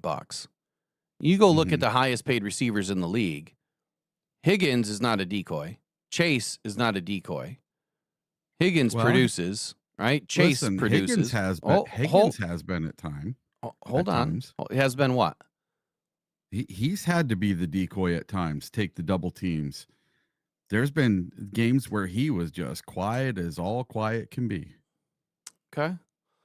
Go back and look at the Higgins on this. game. Higgins hasn't had he's had one game this year with 2 targets. Yep. Every single game, he's had 45 targets this season on 24 receptions. He had four targets in week 1 for 33, 8 targets in week 2 for 56, 2 targets in week 3 for 15, 6 targets in week 4 for 32, 7 targets in week 5 for 22, 8 targets. And you got to remember, this is the Bengals without a quarterback, right? Without a quarterback. So now that Flacco is inserted, in the first game that you have a quarterback that can actually throw the football 96 yards and a touchdown. He has 3 touchdowns, 316 yards. So we have a quarterback that can throw the ball. So we can take that out of the equation. If Higgins had a quarterback this entire season, his numbers would echo Jamar Chase maybe 15, 20% less. That's what you expect out of a number 2. You don't expect a number 2 to go out there and just run routes. That would be I'll disagree. That would be the biggest waste of money ever, because that money could be better well spent bringing in another edge, bringing in a left tackle, bringing in whatever you need. Not a receiver just to run downfield and say, hey, I'm over here. You can do that with anyone, and all it takes is speed, because you still have to. You're not just going to let a receiver run past you. And I don't care what their name is on the back of their jersey. If you're running go routes, if you're running post patterns, if you're running deep outs, whatever it is, someone has to pay attention to you. It's just whether or not they believe in the fact that you can be a threat too. So J-Mo can be a threat. So without getting too far off, he's $7.4 million this year, right? And next year he's 8.2. That's the cap hit, right? The year after that is 10.8. The year after that in 2028 is 14.2. And then so he's backloaded. In 2029, it's 20 million, 21 million, we'll call it. So they spread everything out. They only gave him a $15 million signing bonus. His guarantee at signing was we'll call it 31 million. His guarantee was 31 million. His total guarantee is 66.6 million. So my question is, when I looked at this contract before, on the surface, it looked like a big deal.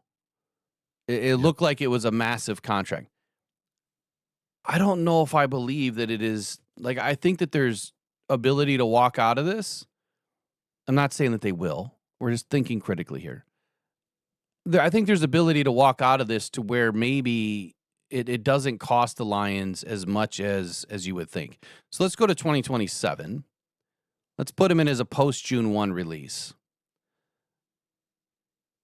That would cost the Lions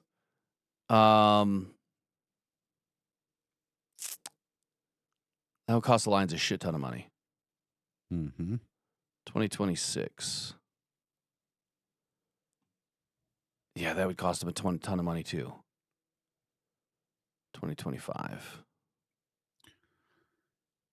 So thinking about this season, right now, on a scale of 1 to 10, How worried are you about Jameson Williams moving forward for the rest of the season? Hold on.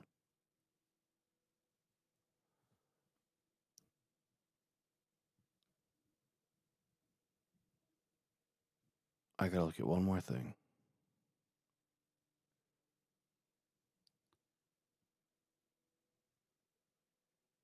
Okay. If the Lions, let's say they released him next June, prior to June 1, that would cost the Lions $25 million.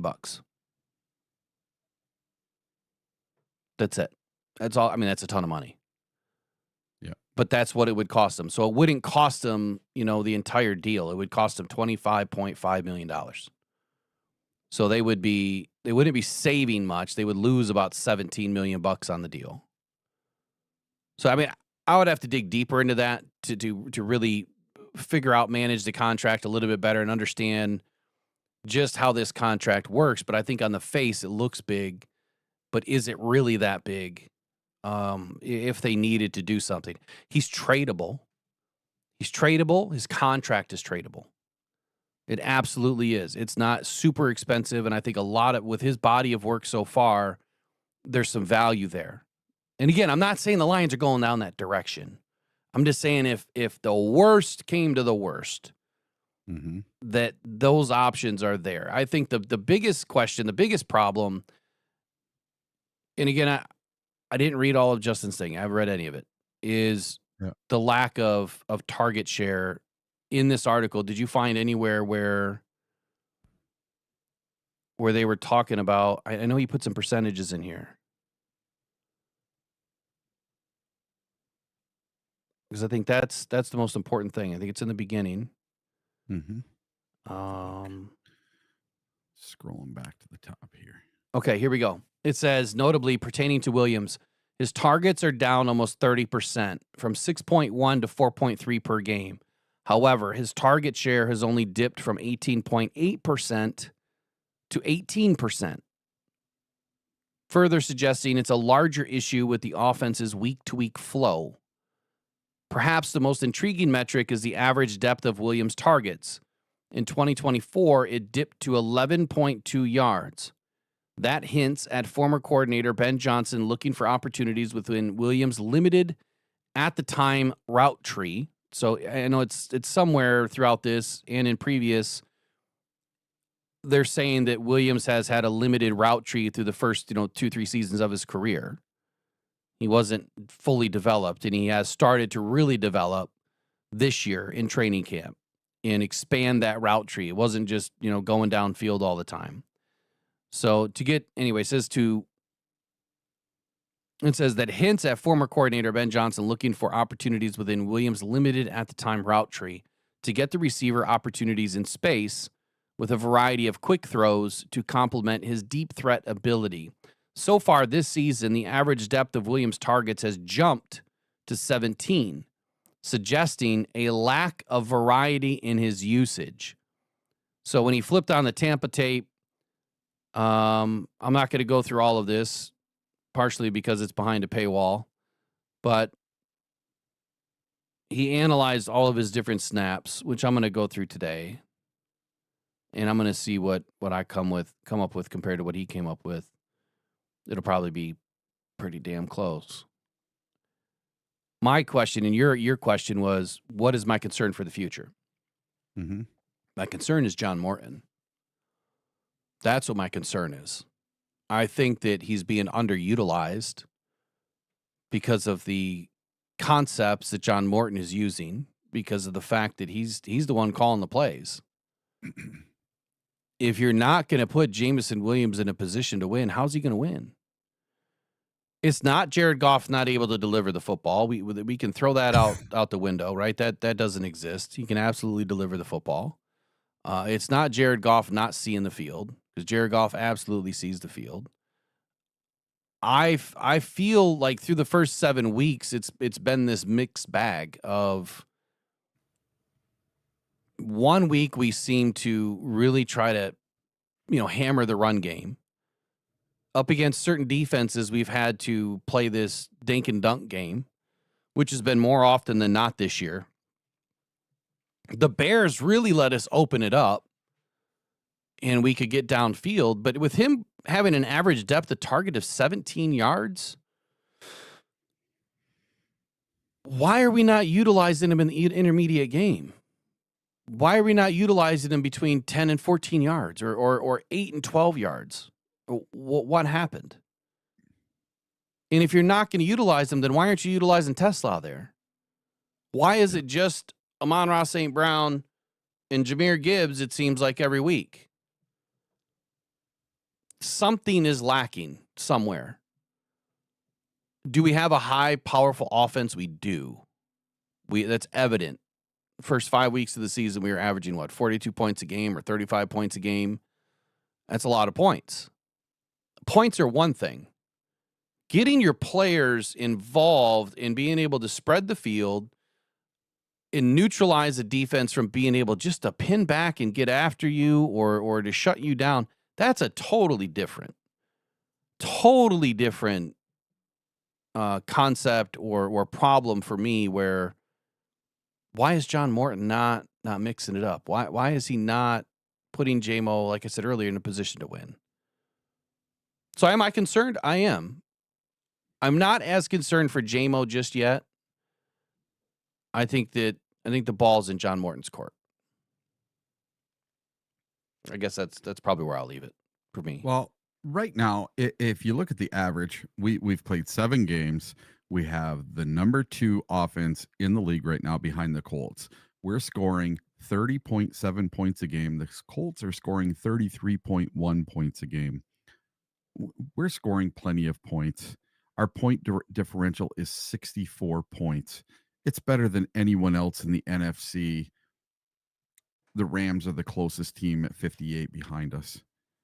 And I'm going to say this. I am not worried about JMO in the least. I see a big breakout game coming for JMO very soon. And if you go back and look at his longest touchdown of the season, what was it, like 43, 44 yards? That was a little crosser that JMO got. That wasn't some big, long downfield bomb that he caught. Does JMO have a really long bomb touchdown this year? I don't know if he does. Yeah, he does. It was, you just said it. You just said it was a 43-yard bomb. No. The one where he caught the little crosser in Chicago. Off to the races. Yeah. Oh. Hey, well, I have to run. I got a cat emergency I got to go take care of, okay? All right, man. I'll We'll see you guys all Monday. All right, man. We'll see you.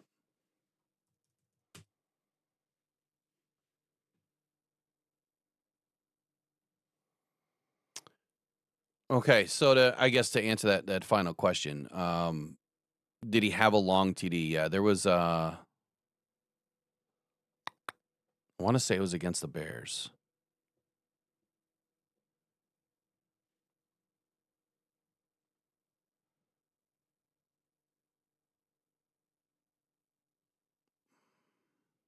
Doesn't want to load. Lovely.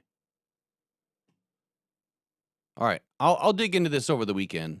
Maybe this will be tape review.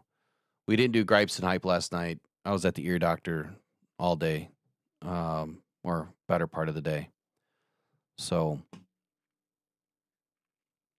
I didn't have time. No time. We did get some questions in though yesterday. So I will do it this weekend. We'll get into it this weekend. We'll try to be on time next week too. I'm not sure which day I'm going to take off, but I do got to take at least one day off, handle some other things. All right. You guys let me know, obviously in the comments later or email mailbag@rockdown.com. What content do you want? What deep dives do you want? What articles do you want? Like where do you want to see the content change or be different? My goal is to continue to highlight some players throughout the season, at least get one in a week. But I think we're in a good position. Am I worried about JMO? Not really. I think as long as we're winning football games, That's all that matters. But I think for a player's psyche and rhythm and balance and cohesion, you got to get them involved. You have to.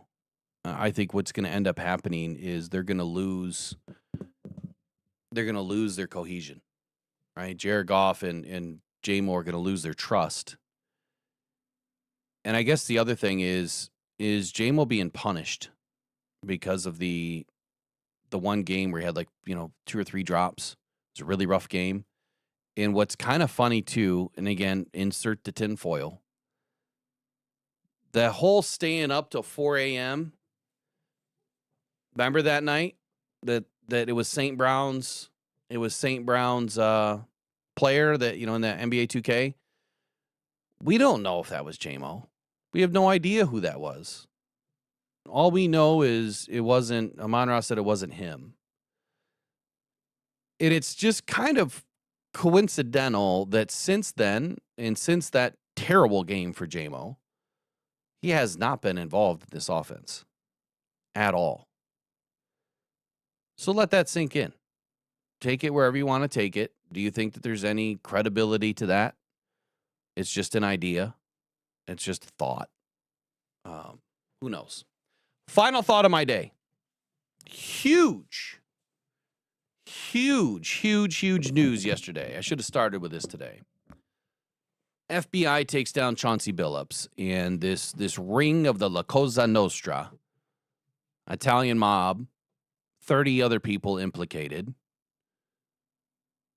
It was a Terry Rozier and Damon, all taken down, former coaches, and players, in this giant gambling ring involving the NBA. My question and concern, which again, I just did this, right? I did that video talking about the potential of, the sports betting being a big problem here. Highlighted after the Kansas City game. I'm not saying the Lions are involved at all. I would never say that. What I am saying or thinking out loud here is, at what point does the left shoe drop? And we find out that this expands into every sport, or maybe at least the NFL. That there's, I can't really say point shaving, but okay, drop passes. You stay under 30 yards, you stay under 40 yards, and if there's a player prop bet and there's big money on it, that could mean something. The bets are not publicly known, right? You can publicly see what you're betting on, but they don't tell you how many people have bet on it. Maybe there's one bit of transparency that we need right there. We should know how many people are betting on what. That should be publicly known, I think. I don't know why that would be hidden information. I think that would also cast a light, or at least shed a light on some of the bigger issues that are going on. If there's something going on in the NFL, I think we're going to find out soon. Probably over the next couple of months. Someone will flip. No one wants to do time in prison. Someone's going to sing like a bird. But what a big smear of Detroit sports yesterday. I know Chauncey's, was coaching in Portland. He hasn't been with Detroit in a while, but like I put on Twitter yesterday, I mean, that was a bad look for Detroit sports, because how long has this been going on? Like I said, he was a relic of a time in Detroit sports for at least the Pistons of dominance, right? I mean, that was a timeline there where Chauncey Billups, they retired his number. I think it's time to unretire it. But what a smack into the face, of Detroit sports fans, of what Chauncey Billups is now implicated in. Now, of course, he's innocent until proven guilty, right? Of course. I just hope that a lid doesn't get popped off and we find out that this is far reaching into other aspects of the NFL or something, and it just all comes crashing down. Sports betting is it's why I do fun little sports bets, right? To help my articles out, and I utilize it so that you can see the picks that I've made. I put 50 cents on it. That's it. And that's just to show you what I've made, what picks I made and the time and all that stuff. That's all I use it for. Look, I don't care if you sports bet, but the problem for me is I've never been a big sports bettor because I don't like it. I don't think that there should be a place for it, honestly. I think it's opened up a giant can of worms, and a couple years ago, we had issues with some sports betting problems with the Lions and a couple of players. J-Mo, I think, was one of them, wasn't he? Didn't he get in trouble? I think he did. There's a couple of other players, too. They got in trouble. I think wasn't Khalil Dorsey one of them? Allegedly. I can't remember. There's a few players they got involved or got in trouble because of a stupid rule, right? Or an unknown or heard of rule, whatever the case may be. They weren't directly betting on NFL games, but there was a couple of players on other teams that apparently did or had their friends do it. And so that kind of worries me, man. And that's why I won't do ads for sports bets. I try not to. I really try not to. Well, someone made a very pointed comment yesterday after all of this that the NBA is going to address this on ESPN or wherever, and then the next commercial is going to be DraftKings or FanDuel or MGM or whatever, right? How ironic.